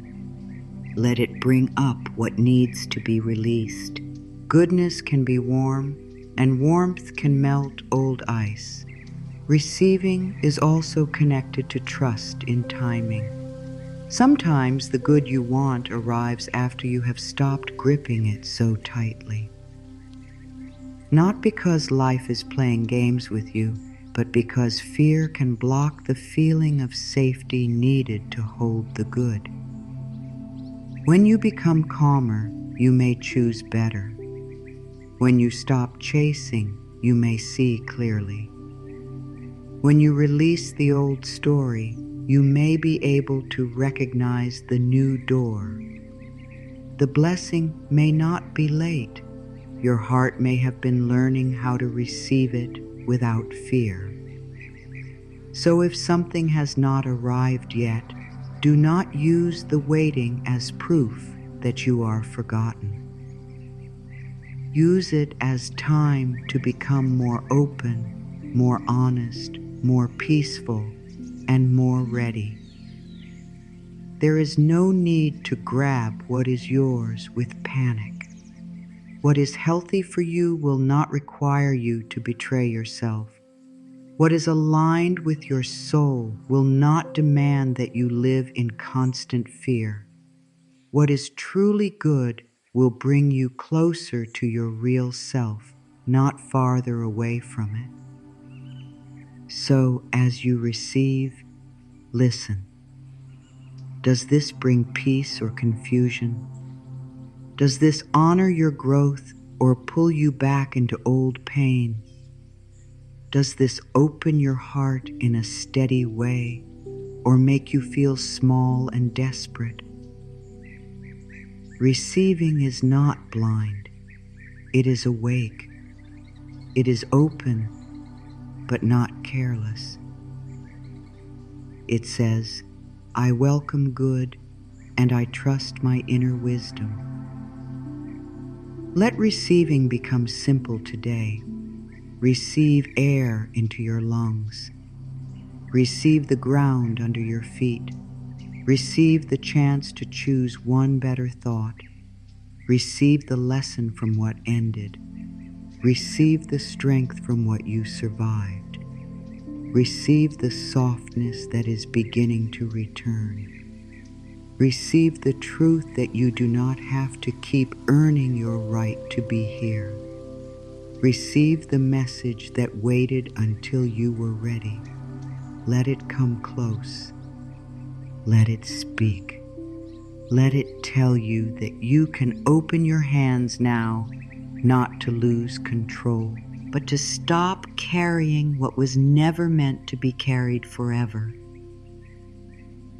The universe does not always speak in big, dramatic ways. Many times, it speaks through small openings.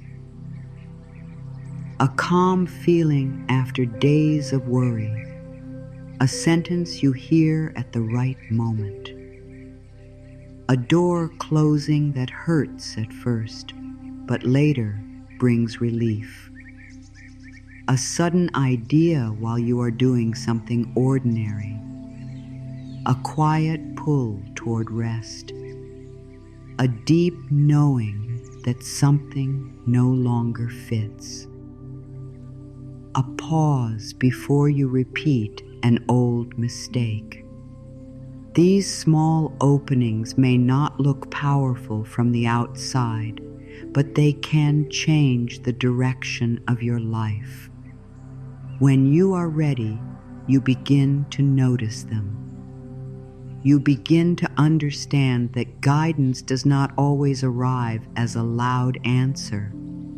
Sometimes it arrives as peace.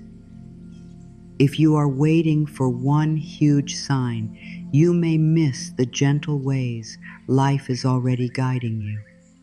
A huge sign may come sometimes, but most guidance is woven into daily life. It comes through the body, through timing, through repeated thoughts, through inner calm, through honest discomfort, through what opens easily and what keeps closing. The problem is not that life never speaks. The problem is that fear can be very loud. Fear wants clear proof. Fear wants control. Fear wants to know the whole plan before taking one step. but guidance often gives only enough light for the next step. It does not always show the whole road. It asks for trust, not blind trust, but living trust. The kind of trust that says, I will listen to what is gentle and true right now. One small opening may be a feeling of peace around a choice. This does not mean the choice is easy. A right choice can still feel scary. A loving boundary can still make the hands shake. A new beginning can still bring doubt. But under the fear, there may be a steady calm, a quiet sense that this is honest, this is healthy, this is the next right step. Learn to notice that deeper calm. It may not shout. It may sit beneath the noise like a still lake under wind. The mind may argue, but the heart may know. The body may feel nervous because the step is new, but the soul may feel clear because the step is true. Another small opening is repeated discomfort. This may sound strange, but discomfort can guide you when it is honest. Maybe every time you agree to something, your body tightens. Maybe every time you ignore your needs, sadness returns. Maybe every time you go back to an old pattern, the joy leaves your chest. This discomfort is not there to punish you. It may be showing you where you are out of alignment. It may be saying, this is not the way anymore. Do not ignore the quiet truth just because it is inconvenient. Some guidance comes as ease, and some guidance comes as the growing pain of no longer being able to betray yourself in the same way. The universe may also speak through delays. A delay can feel like rejection when fear is leading. But sometimes a delay is a pause with purpose. It may be giving you time to prepare. It may be protecting you from something that looks good but is not right. It may be allowing another part of the path to line up. It may be teaching you patience, self-trust, or a deeper form of surrender. This does not mean every delay is easy or that you should never take action. It means you do not have to turn every pause into proof that life is against you. You can ask, what is this space teaching me? What can I strengthen here? What is becoming clear while I wait? A closed door can be a small opening too. This may not feel true at first. When something does not work, the heart may feel hurt. The mind may say, I failed. I was not chosen. I missed my chance. But later, you may see that the closed door kept you from a path that would have cost your peace. Sometimes, life redirects us by not letting us stay where we would shrink. Sometimes the thing that did not happen becomes the reason something better can reach us. Do not rush to call every closed door a loss. Some closed doors are quiet acts of mercy. Some are signs that your life is being moved away from what no longer matches your growth. The universe may speak through people, but not always in the way you expect. A person may say one sentence that wakes something in you. Someone may leave, and the leaving teaches you to stop leaving yourself. Someone may enter your life and show you that kindness can feel safe. Someone may disappoint you and reveal where you were giving away too much power. Someone may support you in a simple way that reminds you good still exists. Not every person is meant to stay forever. Some people are mirrors. Some are lessons. Some are gifts. Some are bridges. Some are warnings. When you are ready, you stop asking only, "Why did this person come?"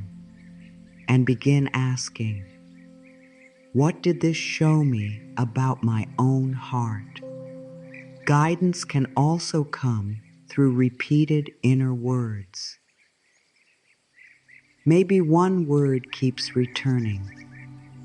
Rest, begin, release, wait, listen, choose, write, move, forgive, ask, stop, trust. These words may come quietly, but they may carry deep wisdom.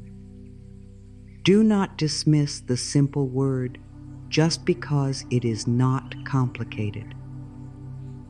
The soul often speaks in simple language because simple truth is easier to live. If the same loving word keeps returning, sit with it. Ask what it means today. Do not turn it into pressure. Let it become a gentle direction. If the word is rest, maybe you do not need a full life plan today. Maybe you need to stop running from your own tiredness. If the word is begin, maybe one small action is enough. Sometimes the small opening is a sudden feeling that you no longer want to fight yourself. This is a sacred sign. It may come after years of self-blame. One day, the heart becomes tired of being its own enemy. It says, "I want to speak to myself differently." That moment may look ordinary, but it can change everything. The universe may be speaking through that inner softness. It may be inviting you to build a new relationship with yourself. Do not overlook it. A softer inner voice is not a small thing. It is the beginning of a new life inside the same life. The universe speaks through your energy as well. Notice what makes you feel more alive in a clean and peaceful way. Notice what makes you feel heavy, tense, small, or far from yourself. This does not mean you only do easy things. Some good things require effort. Some healing steps bring discomfort. But there is a difference between the effort that grows you and the weight that drains you. There is a difference between challenge and self-betrayal. There is a difference between deep work and constant suffering. Your energy can teach you. It can show you where life is asking for care, where something needs to change, and where your spirit wants to move. A small opening may come as an idea that will not leave you alone. Maybe you keep thinking about learning something, creating something, calling someone, writing something, changing a habit, caring for your body, making a plan, or taking a quiet step toward a dream. Do not demand that the idea arrive fully formed. Many ideas begin as little sparks. They grow when you give them attention. Write it down. Sit with it. Take one small action if it feels true. The universe may not give the whole map because the map grows as you walk. If the idea brings a feeling of life, peace, and honest possibility, honor it. It may be one of the small openings you were meant to notice. There are also openings that come through endings. An ending can feel like emptiness, but sometimes it is space. Something leaves, and at first all you see is the loss. But in time, you may notice there is more room to breathe, more room to hear yourself, more room to remember what you want, more room to stop performing, more room for the right things to enter. Not every ending is a punishment. Some endings are clearings. They remove what your hands could not release on their own. They make space for the person you are becoming. If something has ended, do not rush to fill the space with fear. Let the space speak. Ask what it is making room for. The small openings become easier to see when you slow down. A rushed mind misses guidance. A worried mind looks only for danger. A busy mind may step over the quiet answer. This does not mean you need to stop your whole life and sit in silence for hours. It means you create little pauses. One breath before replying, one moment before saying yes, one quiet minute before checking the phone, one simple question before sleep. What is life showing me now? These pauses are openings. They make room for wisdom. They allow the deeper part of you to be heard. Guidance often enters through the space between reaction and choice. You can ask for guidance in simple words. You do not need a perfect prayer. You do not need special language. You can say, "Show me the next loving step." You can say, "Help me see what is true." You can say, "Guide me toward peace."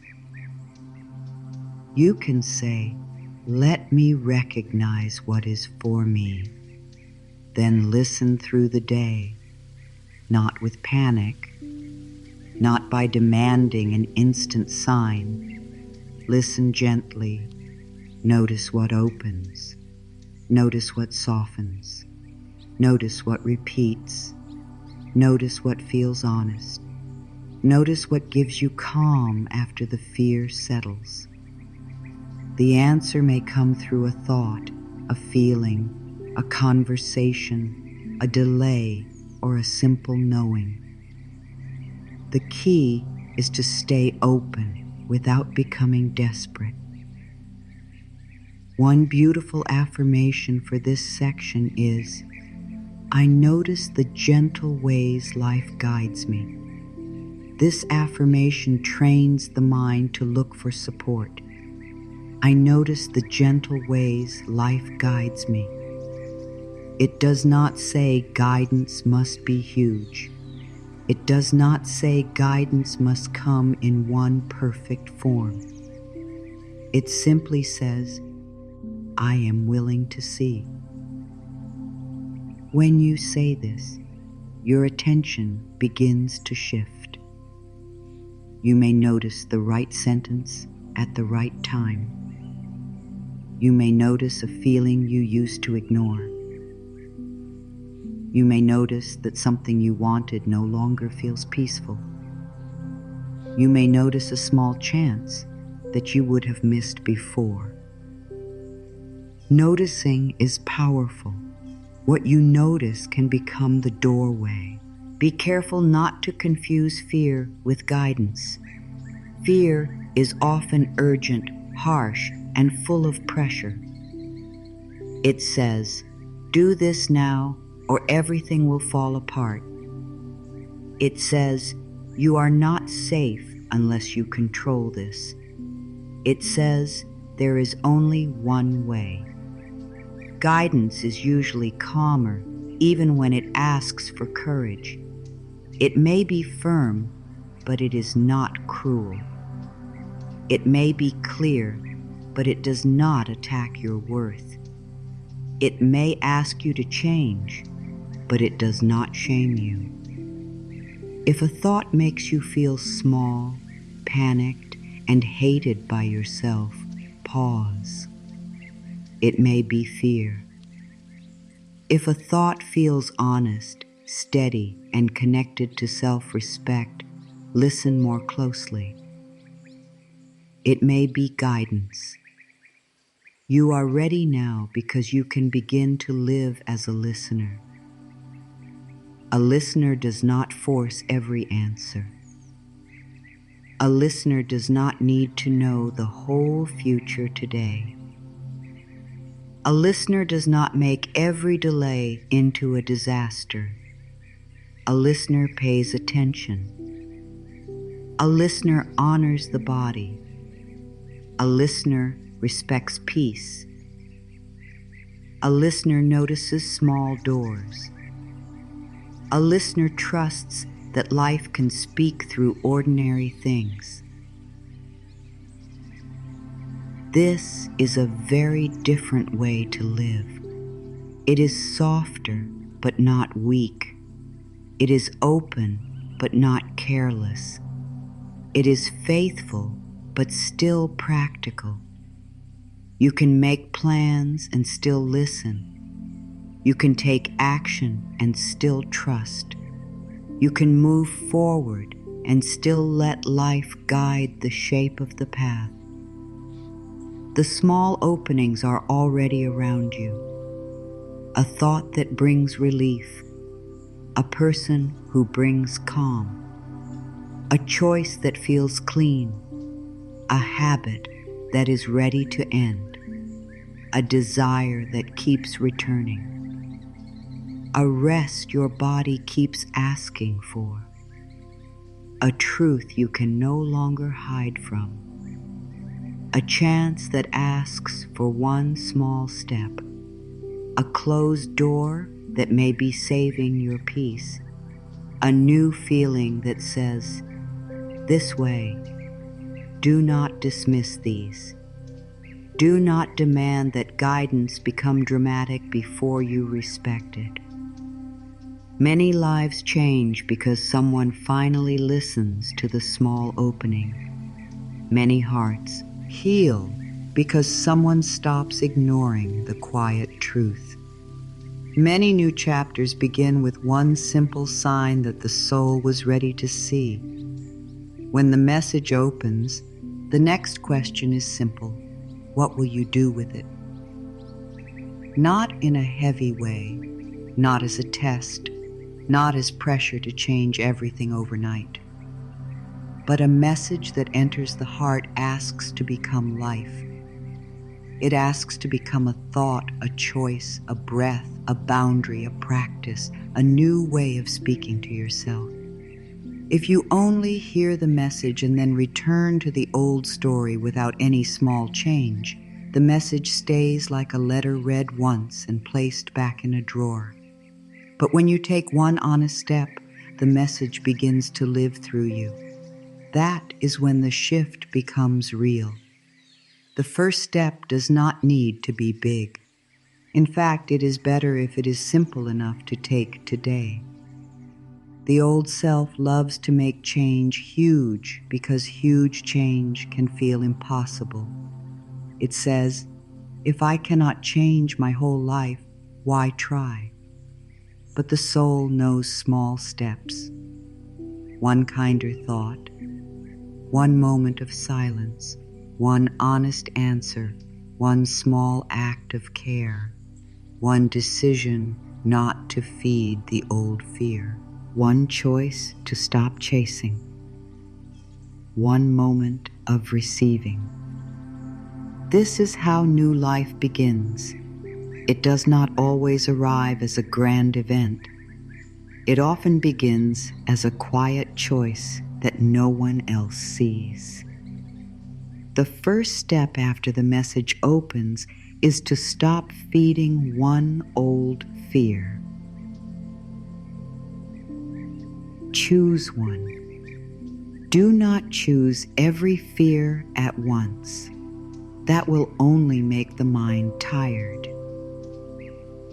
Choose one old fear that has been taking too much of your energy. Maybe it is the fear that you are behind. Maybe it is the fear that you are not enough. Maybe it is the fear that good things will not last. Maybe it is the fear that you must control everything. Maybe it is the fear that if someone does not choose you, your worth disappears. Choose one fear and begin to notice how you feed it. Do you feed it with repeated thoughts, with checking, with comparing, with old stories, with words spoken again and again? Awareness is the first release. Then choose not to feed it in one small way. If the fear says, "You are behind," do not go looking at someone else's life to prove it. If the fear says, "You are not loved," do not beg for attention from places that make you feel empty.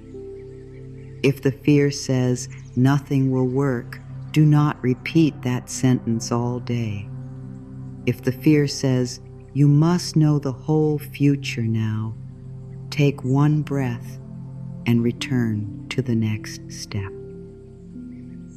You do not have to destroy the fear. You simply stop giving it so much food. Fear becomes weaker when it is no longer fed by your full attention. It may still speak, but it does not have to lead. The second part of the first step is to choose one loving thought to repeat. Let it be simple. Let it be something your body can believe, or at least be willing to hear. I am learning to trust this moment. I can take one peaceful step.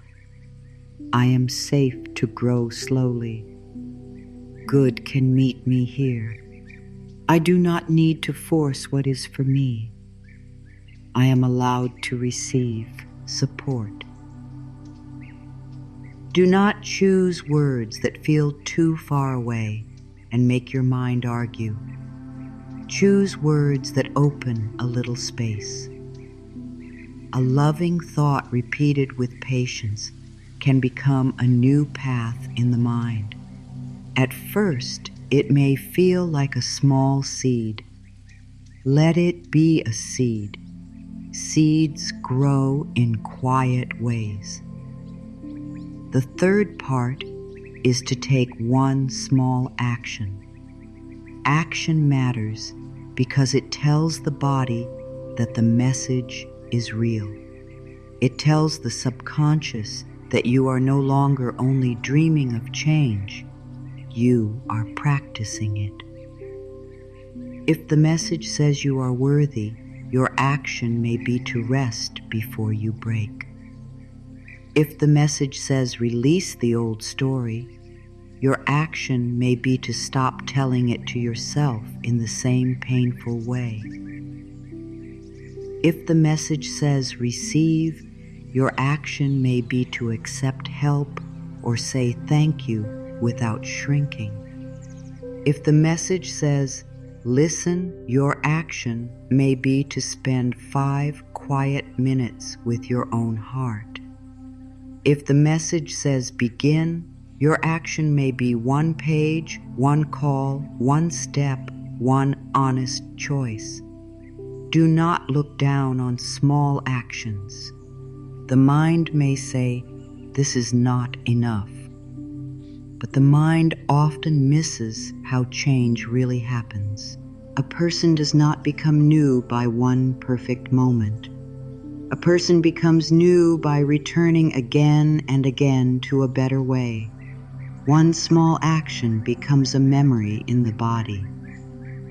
The body says, "We did something different."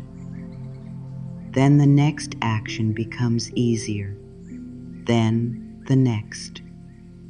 A new pattern begins. The old life may not change in 1 hour, but the old agreement begins to break. You are no longer fully agreeing to the fear. You are no longer fully agreeing to the pain. You are beginning to agree with peace. The first step may be setting a boundary. A boundary does not have to be harsh. It can be quiet and clear. It may sound like, "I cannot do that today." It may sound like, "I need time to think." It may sound like, "This does not feel right for me." It may sound like, "I am choosing rest." It may sound like not answering immediately when your body needs space. It may sound like leaving a conversation that keeps pulling you into old hurt. Boundaries teach the heart that your peace matters. They show the old story that you are no longer available to disappear in order to be loved. The first step may be changing how you speak to yourself in 1 moment.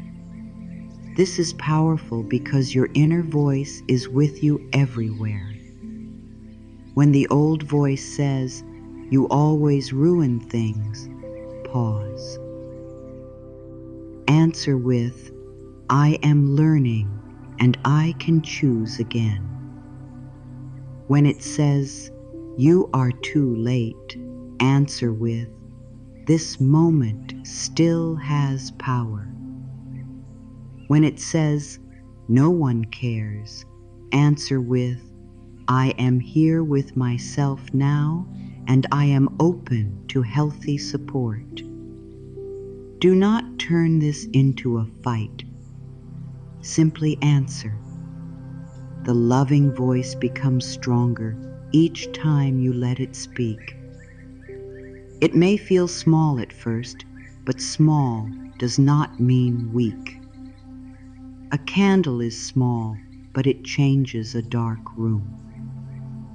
The first step may be caring for your body in a simple way. Sometimes the most spiritual step is water, rest, food, fresh air, movement, or a slower breath.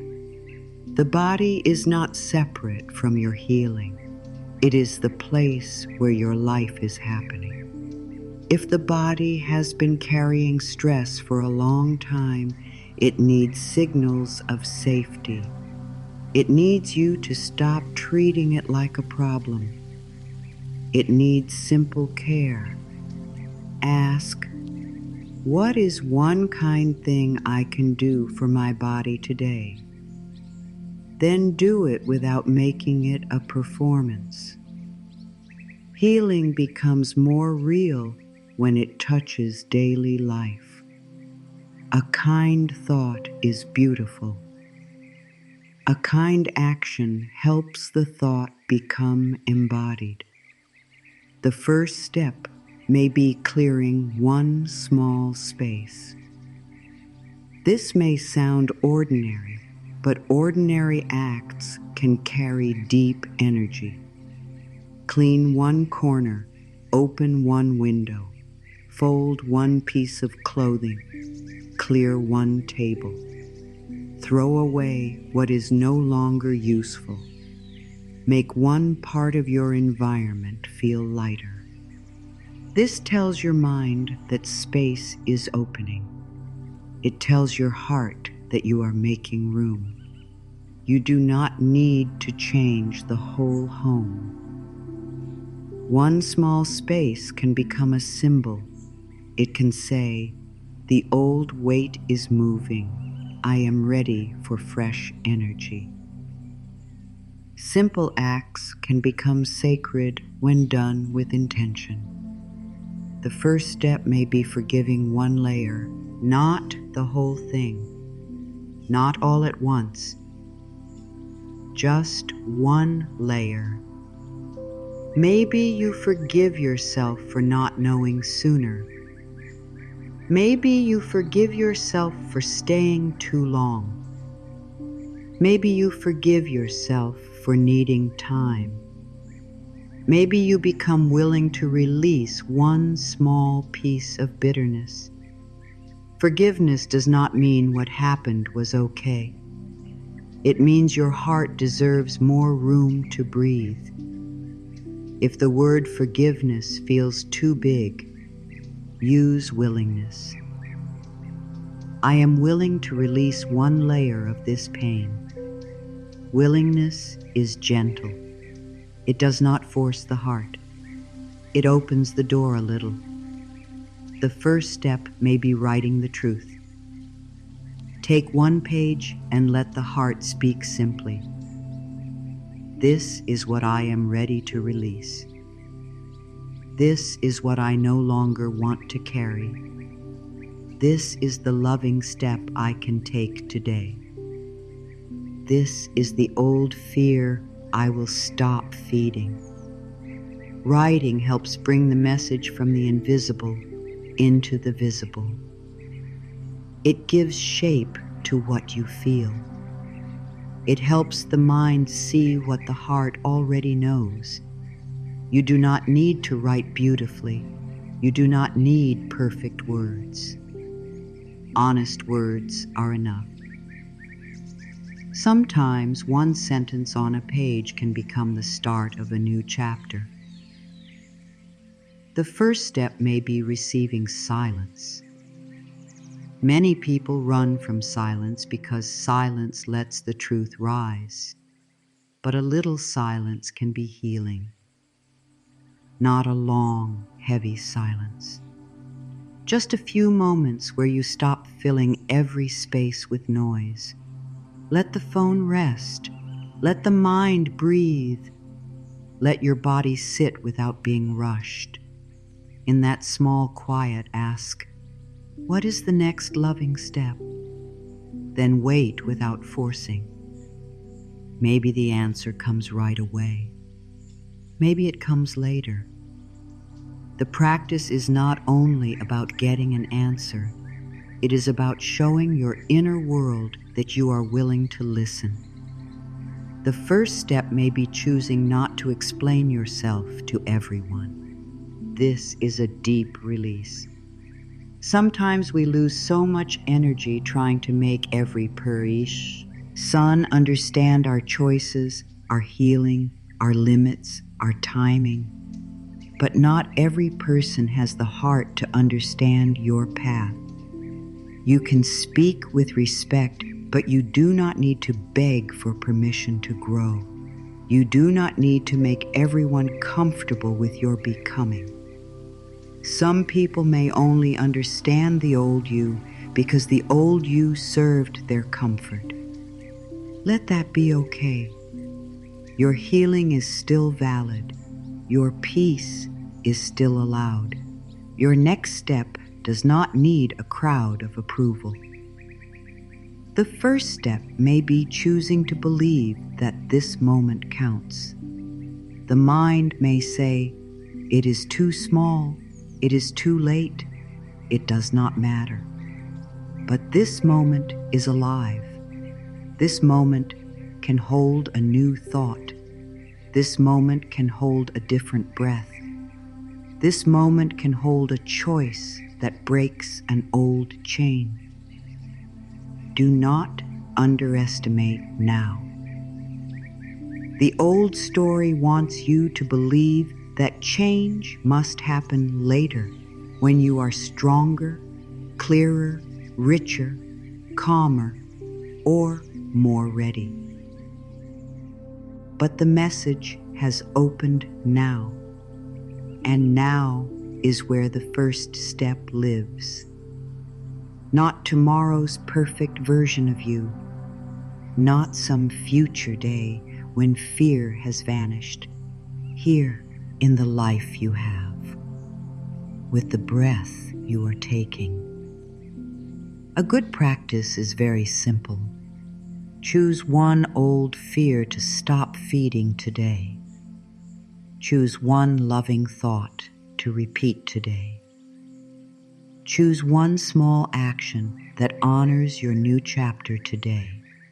That is enough. Fear, thought, action. Release one, plant one, do one. This keeps the message from becoming too heavy. It gives the heart a clear path. For example, you may stop feeding the fear that you are behind.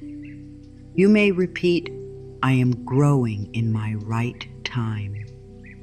You may take one action, such as resting, writing, applying, cleaning, moving, or speaking honestly. Small, clear, peaceful. This is how readiness becomes power. You do not have to tell everyone about your first step. Some sacred beginnings need quiet. Let the new pattern grow without needing applause. Let the change take root before you explain it. Let your heart feel the dignity of choosing for yourself. There is power in private devotion. There is power in doing the loving thing when no one is watching. There is power in becoming steady without turning your healing into a performance. The universe sees the quiet step. Your body feels it. Your subconscious hears it. We are doing something new now. That is enough. If you take one step and then stumble, continue gently. Do not make the stumble into a final story. Do not say, see, I cannot change. Say, I am learning a new way. A child learning to walk does not fail because they fall. They are learning balance. You are learning inner balance. You are learning how to choose peace after years of choosing fear. You are learning how to receive after years of bracing. You are learning how to trust after seasons of disappointment. Of course, there will be wobbly moments. Let them be part of the path. Return without cruelty. Returning is one of the greatest spiritual practices. The message is open now, and the first step is waiting. Not far away. Not hidden behind a perfect plan. It may be the simple thing you already know, the thing you keep feeling, the small, honest choice that keeps returning. The message does not need you to become fearless. It needs you to become willing. Willing to stop feeding one fear, willing to plant one loving thought, willing to take one peaceful step, willing to let your life show you what changes when you no longer live as if the old story is your only truth. You are ready now, not because every question has been answered, but because your heart is finally listening in a new way. You are ready now, not because fear has disappeared, but because fear is no longer the only voice in the room. You are ready now, not because the path is fully clear, but because the next step is close enough to take.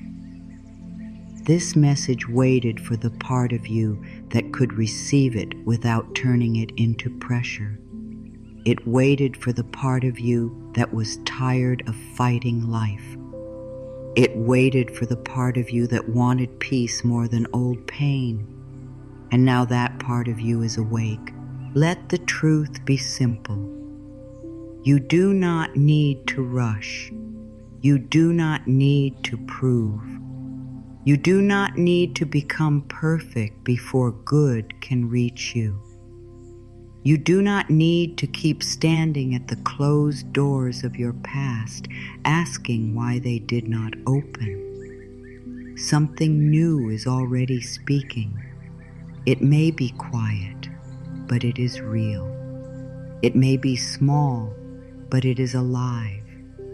It may begin as one thought, one breath, one step, one choice, one release, one act of receiving. Let that be enough for today. The new chapter does not need to arrive all at once to be real. A sunrise begins with light at the edge of the sky. You have carried stories that were too heavy for your heart. You have tried to understand things that may never give you the answer you wanted. You have waited for signs, for timing, for healing, for strength, for the courage to begin again. And through all of it, something inside you kept moving toward this moment. Even when you doubted yourself, life was not finished with you. Even when you felt lost, wisdom was still growing in quiet places. Even when you thought nothing was changing, your heart was learning what it could no longer carry. That learning brought you here. The sealed letter has opened. The message is not complicated. It says you are allowed to begin again. It says your past is not the whole truth of you. It says your worth is not waiting for a perfect life. It says you can receive slowly. It says guidance may come through small openings. It says the next step is enough. It says you do not have to chase what is truly aligned with your peace. It says you can stop feeding one old fear today. It says you can speak one loving thought today. It says you can take one quiet action today. It says you are not late. You are becoming ready, and now you are ready enough to move with love. Let this message stay with you in a peaceful way. Do not make it another burden. Do not turn it into a demand. Let it be a soft reminder you can return to when the old story becomes loud. When fear says you are behind, remember, I am growing in my right time. When doubt says nothing has changed, remember, I can choose one new response. When the past says you belong to me, remember, I am allowed to become new. When life feels uncertain, remember, the next loving step is enough. These small truths can become anchors. They can steady you when the mind begins to drift back into fear. You are ready now to receive without running. You are ready now to listen without forcing. You are ready now to choose peace without apologizing for it. You are ready now to stop making your pain the center of your identity. You are ready now to see that healing does not need to be perfect to be real. You are ready now to let good come in simple ways. You are ready now to trust the quiet signs. You are ready now to take the next step with a softer heart. And if part of you still feels unsure, let that be welcome too. Readiness can include uncertainty, Faith can include questions. Healing can include tender days. You do not have to remove every doubt before moving forward. You only need enough willingness to begin. A small yes is still a yes. A small step is still movement. A small opening is still an opening. Let the message meet you exactly where you are. Let it walk with you. Let it become part of how you breathe, how you choose, how you speak to yourself, how you receive the day. The waiting was not wasted. The tears were not wasted. The quiet growth was not wasted. The moments when you chose to keep going were not wasted. The lessons that hurt but opened your eyes were not wasted. The seasons when you thought you were only surviving may have been shaping a deeper strength. Now you do not need to keep asking whether you are allowed to begin. You are allowed. You do not need to keep asking whether you are worthy of peace. You are worthy. You do not need to keep asking whether this message is for you. It waited until you were ready, and you are now. I am ready now. I trust what is opening for me. I receive the next loving step. I release the old story with kindness. I allow good to meet me here. I notice the quiet ways life guides me. I do not need to force the future. I can walk gently into it. I can begin again without shame. I can grow without rushing. I can receive without fear. I can trust that this moment has meaning. The door inside me is opening, and I am willing to walk through it with peace.